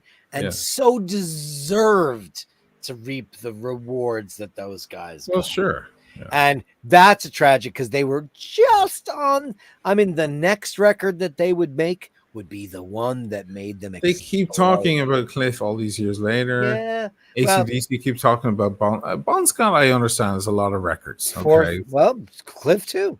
Kill 'Em All, Ride the Lightning, Master of Puppets. He made 3 big records with them. Yeah. But he just made Piper at the Gates of Dawn. That's it. That Sid. was all. Then he went bananas. And then they had great inspirational songs like Wish You Were Here. It was like, it was like the orchard they grew out of was Sid. Yeah. You know, Sid was like the wild visionary. It's one thing though. It's not okay. You can Certainly if romanticize. Sid remained in the band and didn't fucking overdose or whatever he did on LSD or whatever. Yeah. It would not have been, we wouldn't have had The Wall or Dark Side of the Moon or Wish You Were Here. So it's true, like it had to go the way it went. So there's no point in saying that it was, you know, things just, it was the next chapter, and the next chapter was a very big one. It either went that way or it didn't, and we know the way it went. You know what I mean? Like sometimes. Well, you know, when Peter Gabriel left Genesis, greatest thing that ever happened to Genesis and Peter Gabriel. Steve Hackett wanted Genesis to become an instrumental band. Yeah. Steve Hackett was like, okay, well, maybe we should just go into instrumentals and just become an instrumental band. Think of all of the stuff that came out. It would have faded into nothing if they took his advice, but instead Phil Collins got out from behind the drum kit, and look what happened. So one of the greatest stories. You got Lewis, 3 great acts. I'm a big Bowie fan. And if you want to get a party, if you have a party in your house, you're throwing any sort of party at all, and the first hour when you throw a party and people are arriving and stuff, it's always the most awkward because there's, you know, the 6 people at your party and you're waiting for another 60 to arrive and whatever. Just play some Bowie. Get Bowie on. Just get his greatest hits playing. And Bowie will get everyone in the mood for a party. It doesn't matter who it is, old or young, it doesn't matter. Bowie will work. There's my advice for you. No one dislikes David Bowie. No one in the world. And if you Legend. do, what's wrong with you? Super legend. What's I remember Carl was a big Bowie guy, but you and I, we talk about so much music, but you and I never really got into the whole Bowie thing. No. Look, is there a record that you like of him, or just like him as an entity? Or I like him as an entity. I like all his. I think all his iterations of himself are all equally interesting. They are, and I don't. And his talent didn't fade. When I look at a lot of bands that I loved that were amazing in the 70s, 60s, 70s, maybe 80s, a lot of them now they're just old and they're rehashing the old shit, and their talent faded. Their peak was in their 30s or their 20s. Yeah. Bowie didn't have that. Bowie was still insanely great at the end of his life. Dark Star. That shit all was of that. fucking amazing. He just kept being amazing, and it never ever stopped until he dropped dead. Yeah. That's the thing about Bowie. It's just because he was a real artist. That guy didn't give a fuck about commerce. Sure, he loved 54 and the blow and the girls and the boys and all that stuff. He also loved fucking with your head and making you think things. He was such a manipulator. Amazing guy. And his last record might be one of his absolute finest. It's amazing. I mean, they're all great, yeah. It's amazing. You know, I started out the show talking about Bowie today. Really? Yeah. Because there was nobody in the room because they were all who needs drinking. Sure. And I was like, where all the Bashers gone? I was doing it as Bowie, and I was talking about how he admitted that he got all of his shtick from Anthony Newley.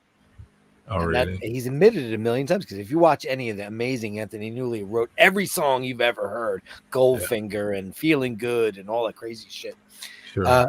David Bowie was obsessed with him, with all that stuff that he used to do. But his version of Wild is the Wind, to me, is one of the most amazing things I've ever heard a vocalist do in my life. Are we going to finish at the half hour? You can finish anywhere you want to finish. Finish wherever you want. Something, but I'll top up a drink and we'll finish in 10 minutes. How about that? Whatever you want to do. Sound good to you? Guys, you want to do? Oh, he's going to go top off a drink. He was not scared to reinvent. He certainly was not. My first album was Ashes to Ashes, Funk to Funky. We know Major Tom's a junkie. Amazing. Absolutely amazing. What a voice he had. But if you don't know Anthony Newley, if you've never heard of him, he's one of my favorite singers of all time. He wrote all the songs for Willy Wonka and the Chocolate Factory. Like, in a world of pure imagination, can it be? It's amazing. And he had this voice that was so unique where he'd go, can it be? Amazing. Like all the Bowie-isms. David Bowie has said many times that he was his biggest influence, and that's where he got it from. Bowie with Robert Fripp, Bowie with anybody, Carlos Alomar, Peter Frampton, Adrian Belew. The list goes on and on and on and on.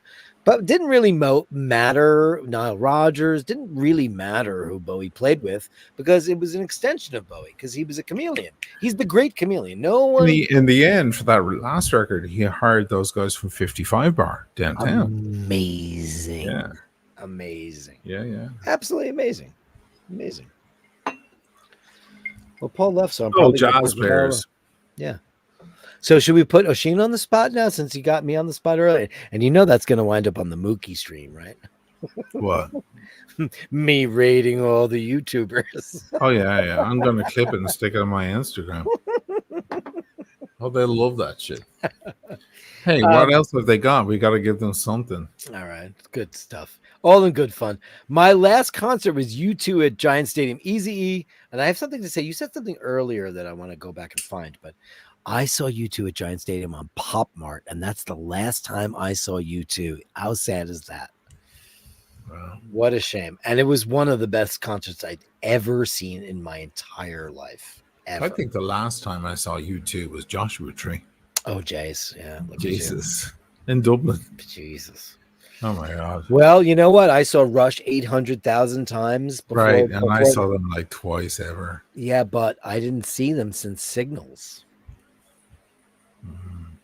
I stopped because like Dirk stopped going to shows, man. I don't know what it was. I went to every show when I was a kid, and then as I got older, very rarely.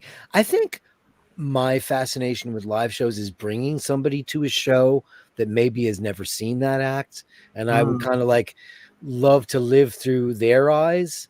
So I stopped caring about going to see something that's going to thrill me and see something that might thrill you. So that's nice. Like your brother had never seen Scorpions, and Colin had never seen Iron Maiden, and you know, like me going like, "Yay, he loves Matthias! Oh, I'm so excited for you!" And then Colin like had never seen Bruce live, and he did. And I've seen Iron Maiden twice with Colin now, and you know, it's like Kate. And you know, like one of my favorite bands, and I've said this before, nobody gives a shit and it doesn't matter, but I would pay top dollar to go see a band called Jellyfish because I love them and they were a great live band, and they'll never get back together because they hate the singer. They absolutely hate him. And I get it, man. If you hate somebody, why would you want to play with them? Is it enough for the fans? It's fine, but that's the bands I would go on record to say that I would pay the top dollar for. Jellyfish. I would pay top dollar to go see them. So if they were playing like two gigs in London, and that was it, I would go 100. You would fly to see them. 1,000,000%. I would go. Yeah. Why would I go see them? Because I never saw them. You're right. And I had every opportunity to see them because I got in on the ground. I never saw Queen. Did you see Queen? Queen. I saw Queen in 1978, 1979, 1980, 1982, and 1986. 5 times with Freddie Mercury. Fuck. I mean, Queen is my favorite band. So therefore, I was able to see them in all those different areas. Obviously in New York, and the other shows were at Wembley, but the one show was at Wembley. It's not just because he's dead, but if let's say Freddie Mercury had left Queen and they were continuing as they are with that fucking dick. And listen, he's an amazing vocalist. Yeah, I know. He's just and wrong let's for say that they band. decided to get back with Freddie, I think I would probably get on a plane to fly to see Freddie sing with Queen. I'm leaving aside the fact that he's passed. Right. I'm just saying, like, He faked his death. Let's say he just decided to go off and live in his mansion and just left it, but then decided to get. I think I would like to see Queen. I just because I never saw them, and I consider them to be one of the great rock iconic bands of all time ever. They are. And because they live in all the worlds, they live in the pop world, the rock world. They, everyone likes the black world. Nothing about music like them. They live in all of those different universes. It was very universal. Yeah. I mean, Ray, $20. Oh, Ray. 2 bottles Côte d'Aron done. We had 2 Côte d'Aron. Jeez. Deer Hunter. Oh, he's watching the Deer Hunter, not a wine film. Anyone up for some Russian roulette? Me granny said, "Have you seen that film?" He's just watched Deer Hunter. Oof, that's rough. A tough one, man. That's dark. That'll put you in a dark place with wine. But a beautiful movie, one of the best ever made. Glenn wow. Parker saw Jellyfish. Thank you, Ray. Do you want to give him a? Oh yeah, let's give him a big bang. Big bang euros. For you. Big bang for you, sailor. Sailor, literally.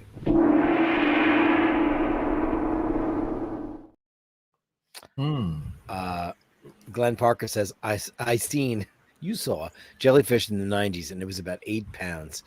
So I had a million opportunities because I became a fan of them from the ground floor when, because I was an intern at a record company and their record came out. So I was handed their record before it was released. And I was like, oh my God, this is insane.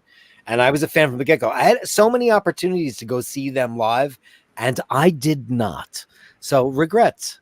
I have a few, too much to mention. Yeah, so Ghost of Time saw Queen in 85. See, they stopped touring after Hot Space in 82 in America. So I had to go see the Magic Tour in 86.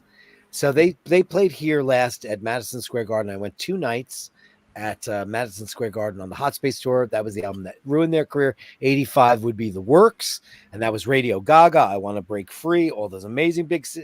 Around the world, they exploded, but they were done in the States. Until Freddie's death, they were kaputski in the United States. Why? Was there a reason for that? Or well, they put out Body Language, which was all slithery. Freddie was hanging around in the leather bars and getting Christoed and all this. Got very gay. Got super duper gay, and it got really alienating for the British. audience. Never have an issue with gay, but America. No, America was very, very, very puritanical. They didn't like it, and then they put out "I Want to Break Free." Yeah, and he was dressed as a woman in the house. That was it for the United States needs to go fuck off. You know what? You fuck the United States. Who gives a shit if a guy wants to wear a dress? Let him. Who cares? Yeah, who cares? On this side of the pond, we never had an issue with camp or gay. Nobody cares about camp. It was actually a lot of fun. It's fun. Why can't the Americans? The Americans don't want to know. They don't want to hear it. They don't want to hear it because they don't get the joke. Yeah, the joke. They think my guess is that they think if they like what you're doing, that makes them gay. Whereas on this side of the pond, it's like we can still enjoy what he's doing and observe the gay guy and enjoy the campness of it and not be gay. Whereas the Americans are feeling like, if I like this, does this make me gay? That kind of feeling. And that's not for all Americans. You nailed There's so many Americans who are way more mature than that, but I'm talking about the general masses. And that's probably the problem. They like to preach the etiquette that they like, so on. So it's never going to work for them. You go to a working man's club, which is very famous, kind of like a rough bar in England, where people guys like coming out of the mines and having a pint and fish and chips. It's the classic working man's, where all the bands cut their teeth. And there'd always be an act that would come on, and would be a guy in a boa, and they'd be like throwing shit at him, like, "You go, lady." They always saw the irony and the fun of it. Whereas in America, there's always a front to a masculinity and a sexuality, which is so, of course, ludicrous, but it's so true. And you couldn't have nailed that on the head. Americans never, ever, ever got it. That's why Robbie Williams never became a hit, regardless of musical tastes. He was such a big hit, but Americans don't get cheeky.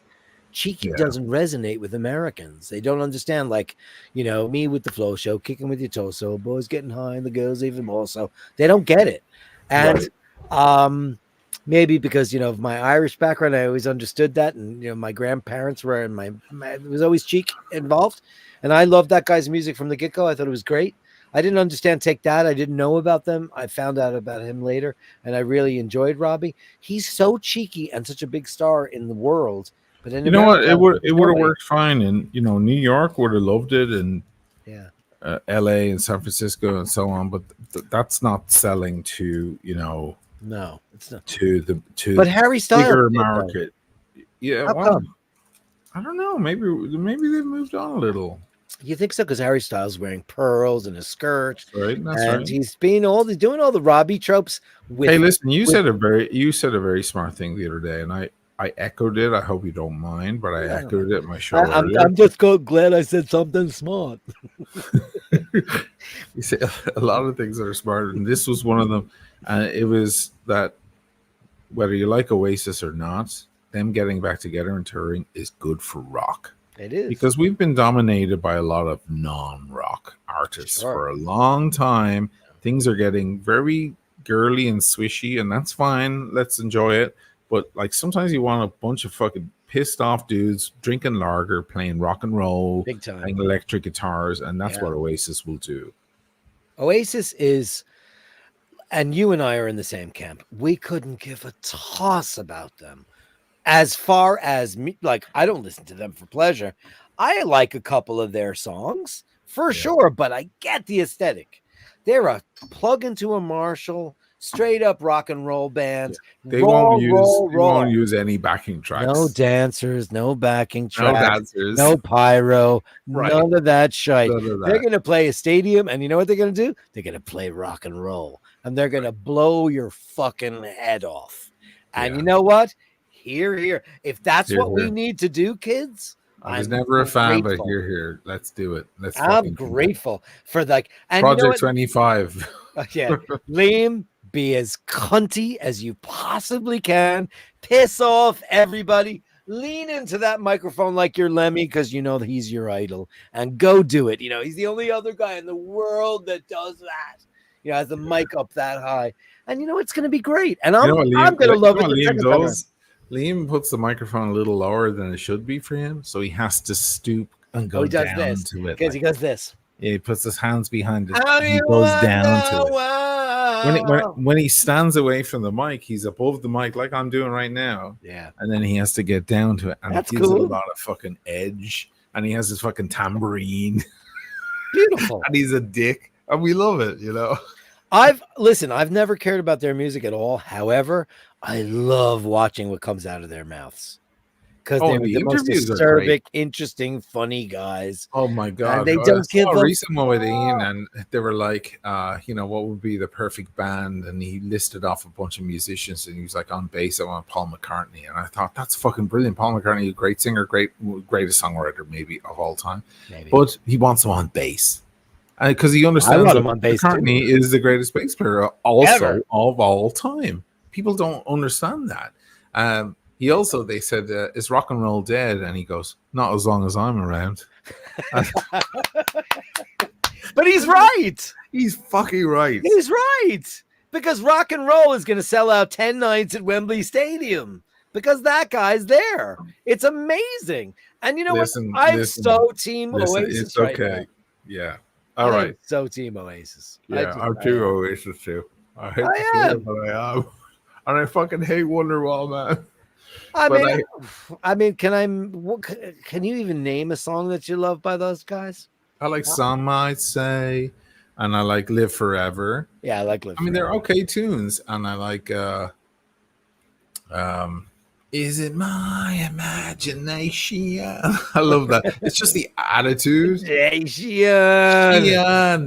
That's so Britpop. That's like it's the so sound. Britpop. It's real But Britpop. as your sister, like I met your sister, I got brownie points the other stream because your sister Neve was in the room, and I said Jarvis Cocker was far Jarvis better. Cocker was amazing. I love him, and she's like, he's a god.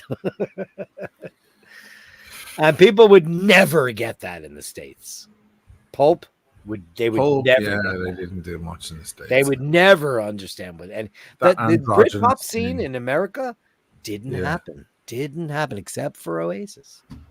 Except for Oasis. Look Back in Anger is okay, Mike Lewis. Yeah, it's okay. What's the one? No, no, no, no, no, no, no, no, no. That's it. But don't look back at Anger. That's maybe their best song, as far as I know. Because I like that. Because I like their album. When I hear their album tracks, like their older shit that was never on the radio, I'm like, oh fucking yeah. But it makes me realize that the masses aren't up for it. The masses just want the simplest, stupidest shit, and that's why Wonderwall was a big hit. And that song is the death of me. That song is the worst thing. What's the one? Today's gonna be the day when that's Wonderwall. That's okay. I don't mind that. No, what was the Champagne Supernova was the biggest hit in the States, I think. That was big. Yeah. That was really big. I remember when that. So forgive me. So Chapel Roan, the new artist, she has Red Wine Supernova is the name of one of her songs. Red Wine Supernova. I'm like, why are you doing that? Did she like do the same song but change the lyrics? No, it's a completely new song, but I assume I don't know what she's doing. She's trying to be cheeky and getting there. Yeah. Roar the Tiger says, I know you don't care for Sledgehammer.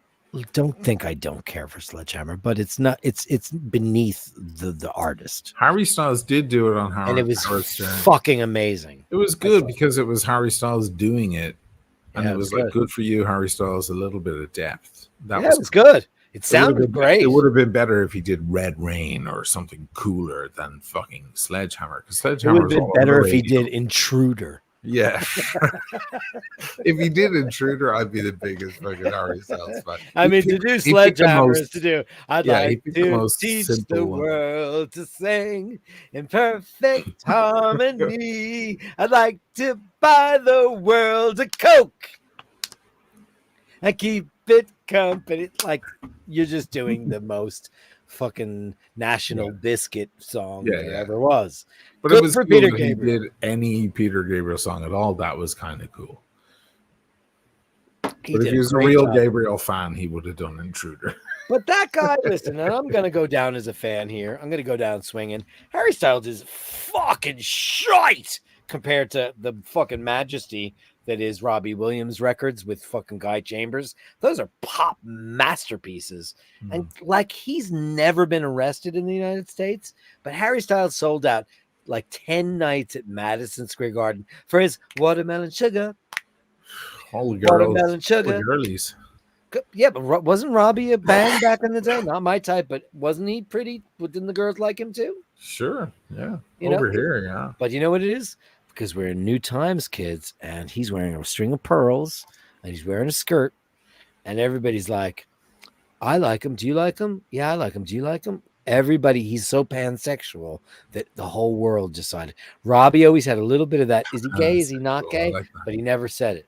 But now, because of the times that we're in, the sign of the times, whatever that song was, I think he really hit the zeitgeist. Sign of the times was Prince.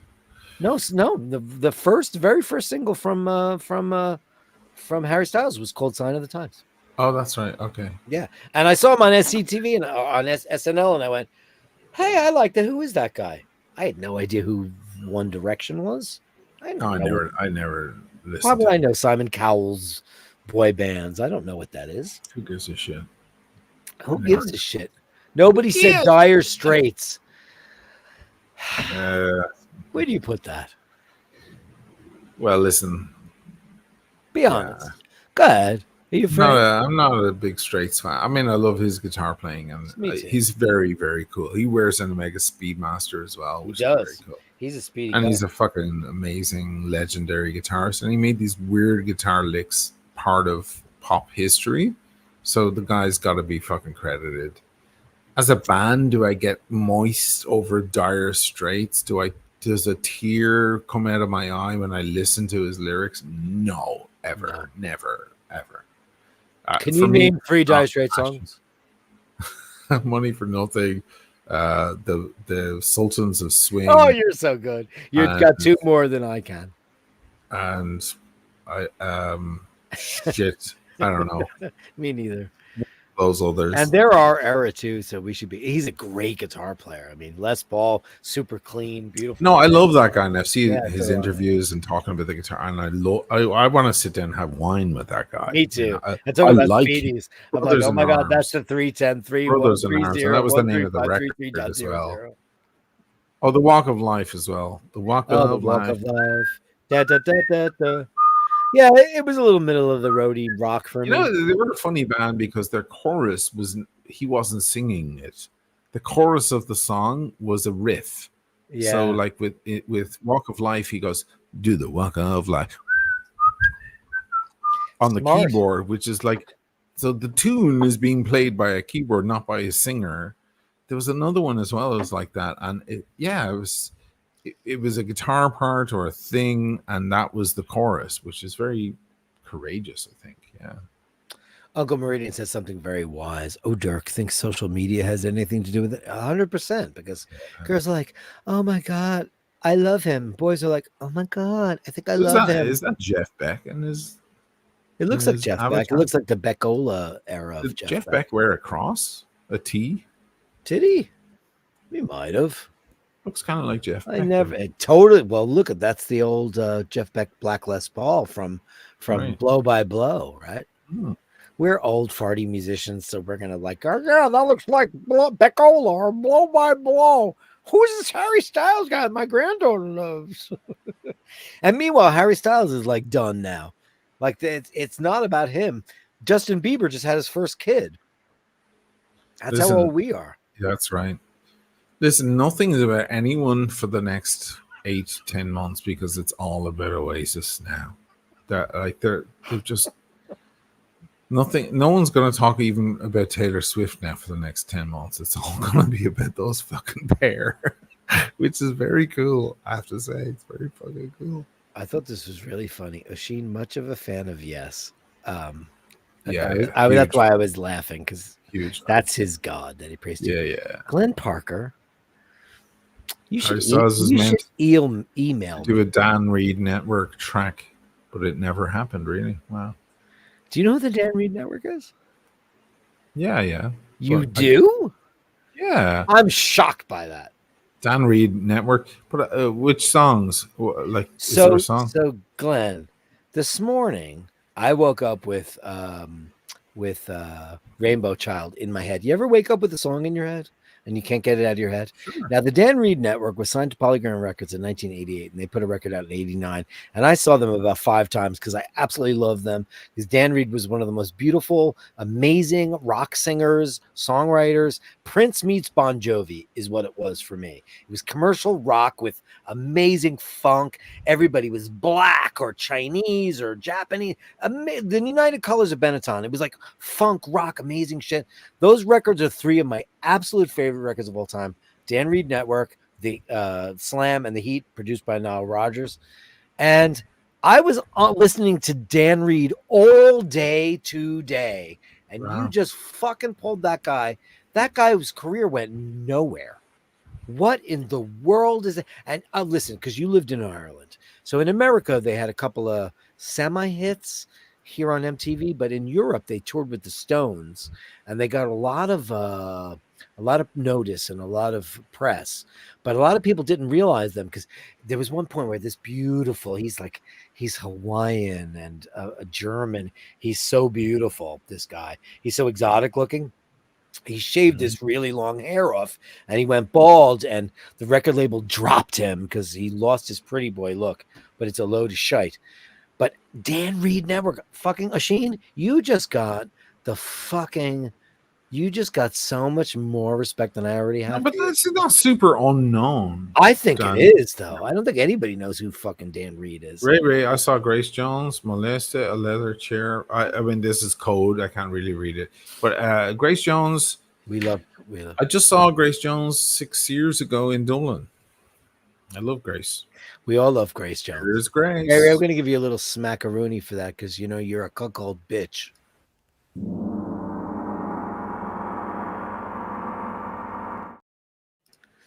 Marked 5493. Dirk, do you wear white socks? That's very clever. That's an Adam and the Ants album cover. That's the name of an Adam. As a matter of fact, my sister went to London in the early 80s for school, and she brought back, she goes, look at this. Isn't amazing? Adam and the Ants. Dirk wears white socks. Amazing. Link for Alan Turing, Easy E. What's up with you? You drinking wine? You drinking some of those Bordeaux? Easy E is so he's dying to meet Carolyn Martin, which me too. I've never met her either, but he wants to have a big ass wine night. And like he hasn't been up that street that we've driven up a couple of times, but I really want to do that for him because he's such a special and wonderful fellow. Cool. But he's never had an Opus, and I was like, dude. We've had all the Opus. Oh, we've had so much of that. We've had all the. Oh, Sheen used to show up just for like, oh, Emmett, here's your mail. Oh, by the way, I've got Opus. He would just have a bag filled with Opus all the time. And it was pretty incredible. We did all the Opus back in the day, and it was great. And I don't know how it is now because I haven't had it in years. Hey, you know what it is? It's big. I haven't had it in years either. You know how it is. It's big. Easy's having Stag's Leap. That's a big, nice, bombastic. That's a fortified wine. That'll kick you on your arse. So will Opus. I mean, it's all Cali cab shit. You know? Has Opus upped their alcohol content? I don't know. In recent years, I have no idea. I haven't been following it. Used to be 12.5. Well, back in 1990, when you and I were drinking it. What is it now? We weren't drinking it in 1990. We were drinking it in the naughty in 2007, 2010. But we were drinking bottles from 1990. No, I mean, I don't think there was ever an Opus that was 12.5. I would say 13.5 would be the weakest of them, and then going up to 14.5, 15, 14.8. Yeah, it would be the Opus. California doesn't produce 12.5 wine ever. I think that they used to, like, because the early Montelenas were 12.5, 13, and then now they're like 15, which no thank you, kids.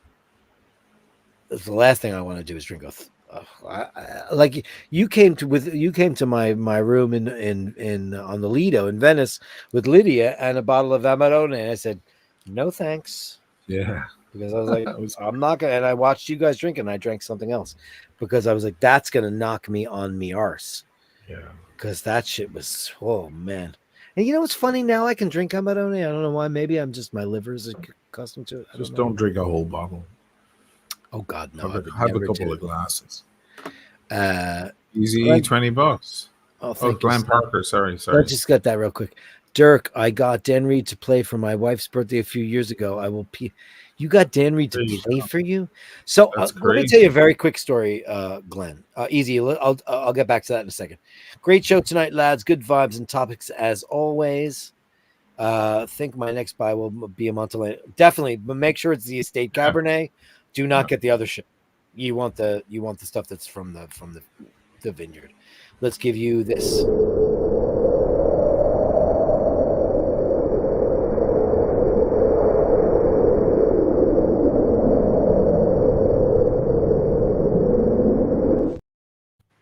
So like a year or two ago, like a year and a half ago, a guy contacted me out of the blue from Germany.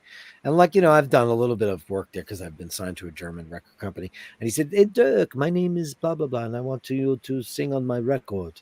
And I was like, I don't know who you are.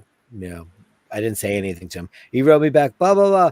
I'm this guy. I have a bunch of albums out. I'd like you to sing on it. I wrote this music. If you want to get together, I'll give you 50% of the publishing. I'm like, what's 50% of nothing? Like, who would care? You know, because it's not going to go anywhere, whatever. Anyway, this guy's name is Marcus, and he turns out to be a genius. And I love this guy. and he proposed to me this music. But before he did, he said, I have other guest singers on the record. And I said, oh, because he's an instrumentalist. He doesn't have a band per se. And he said, so I have Jolyn Turner from Rainbow and I have Dan Reed. And I just went, I want to be on any record that Dan Reed is on. So I immediately, without hearing the music, I said yes, because I listen to Dan Reed all the time. I love him. And so I heard the track that Dan Reed did, which was very not hard rock, but who cares? Because Dan Reed was a kind of pop rock band, funk. It's Prince meets Bon Jovi. That's the only way I can describe it. It's Prince because it's so Princey. And from Northern California or somewhere, right? Or who? Oregon or somewhere. Dan Reed. Dan Reed's from. Look at you! Fuck me! I am from California, so no? by you. No, he's from Oregon. You're right. Oregon, what sorry. The fuck? Why are you so impressed that I know because like I've known a lot of for weird bands, 25 man. years. I like, know a lot. We've I never know the been able to JJ. I know Van der Graaf generator. Me too, but like I always thought the Dan Reed Network was one of my little I'm a King Crimson kinks, you know? I just thought it was like a weird kink for me. Like I love the Dan Reed Network because people don't remember. I'm not a fan. I heard of him. It's their second record, which is actually not their worst record, was produced by Nile Rodgers, and for some reason he just didn't do them service. And the first and the third was produced by Bruce Fairbairn, who did like the Bon Jovi and the Motley Crue records. He understood how to get Prince to sound funky and hard rock and big. Daniel, you're coming across the pond from the States. Yeah. How far are you coming from the West Coast? The jet lag, you've got to just dive in. Booze will really help. Booze will help anything. Sure. A good long kip, a good long sleep once you get in, and then you jump up will help. What do you think, Dirk? Baraka, 100%. Go online immediately and get Baraka, Berocca. It's a fizzy tablet. It comes in a cylinder. Take that. Listen, man, you're going to have jet lag. No, and have a couple of cocktails. Before you get on the plane, have 2 kicks. I don't care what it is, whatever your favorite is. Have 2 kicks at the bar. Get on the plane, do your thing. And then right before you go to sleep, take one of the Baraka and put it in a glass of fizzy water, some acqua frizzante, and drink that and go to sleep. When you wake up, you're going to feel fresh as a daisy. It works for me every single time. Berocca. They should be iBashers sponsor because I have sold 1 million fucking cylinders of that shit to 1 million people in the world. Baraka. It works. It's amazing. I took Dana Omalley across Paris to find Baraka. And when I found, she had never had it. And when I found it, she said, Dirk, I finally met Jesus, because we hit Paris hard, my friends. We went out with the Wetzels. You know who they are. We went crazy. And then we had a party in our hotel room at night. Things went on in that room, not sexual, but like there were like cigarette butts and shit going on. And it was a nightmare. And we had an amazing night. And right before she went to sleep, I said, no, here, pop. And I gave her that. She woke up. She felt like $1 million. So Baraka, dear friend, Baraka, Berocca. Please go get it. And they don't sponsor me, but they should. They should indeed. All right. We're coming up on 3 hours. So 3 hours. There we go. Guys, I want to thank all the super chatters. We both do. Thank you so much. Let's start with Andrew, Carolyn Martin, Dean Gutierrez. No, sorry, Daniel Gutierrez. Sorry about that, buddy. Andrew Minichello, Ray, liar. We love you. Stay in the room.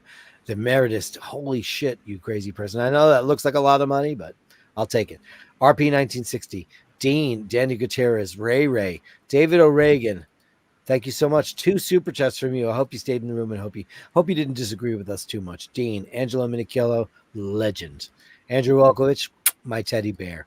Angelo Minichello, again. Daniel Gutierrez, again. Dean, again. Valvez, 789, you rock. Angelo, Dean, Ray, JHB, Ray, Easy E, Danny Gutierrez, Ray again. You guys are on fire. Guys, thanks so much for being part of the whole super chat thing. Listen, I talked to everybody earlier in the room and I let you know that I did a really cool live stream yesterday, but you guys, I got so much feedback about the audio, and I want to tell you, and listen, I'm not trying to be a e-beggar or any of that stuff, but please, if you hate the audio, it's expensive. So what I need to do is I need to change my whole live stream angle, and that's switch it up to an Osmo 3 Pocket 3 with the built-in audio, because it sounds amazing. And if you can do that, if you can, you can. If you can't, you can't. I totally get it. It's all fine. But I'm not trying to ask you for more super chats or any of that stuff, but this is my livelihood now. And if you guys want better audio and you want better video, the Osmo 3 is the way to go. I've been looking at it because yesterday I introduced the incredible Rosanna Ceruzzi. She was amazing from the Cat Sanctuary. We interviewed her. You couldn't hear a lot of what she had to say until I switched audio. Guys, it's not a big deal, but like it costs money. So if you want to help out, you can. If you're not, just be a part of the stream. It's all good. But thanks so much. You know how to get a hold of me, basherdirk@gmail.com. That's basherdirk@gmail.com or the PayPal. Thank you so much. Guys, you're the best. Asheen, amazing. Thanks for a great show. Yeah, man. You must be exhausted. You had your big show, and now I'm going to be all over the hate streams because I'm like, they suck. I love them. They suck. He's a ride. Blah, blah, blah. Adrian Barker to be like, at least Dirk thinks I'm a ride. At least that's a bigger compliment than Andy from the English Watch is the most handsome guy in watches. This is my personal taste, and that's fine. And that's fine. Doesn't matter. And that proves that you're gay. That proves I'm gay, because you know what he looks like? He looks like a man. Because back in the day when I was dating girls, I liked the way girls looked. It's a totally different story. Guys, remember to hold the door open. Remember to say please and thank you. And always remember that when you encounter unkindness, you can't always be sure what that person's going through. You know why? Why? Because that person could be going through something really terrific, really terrible, really horrible, and you have absolutely no idea what it is at all. Either that's what's happening with them, or else they're a total cunt.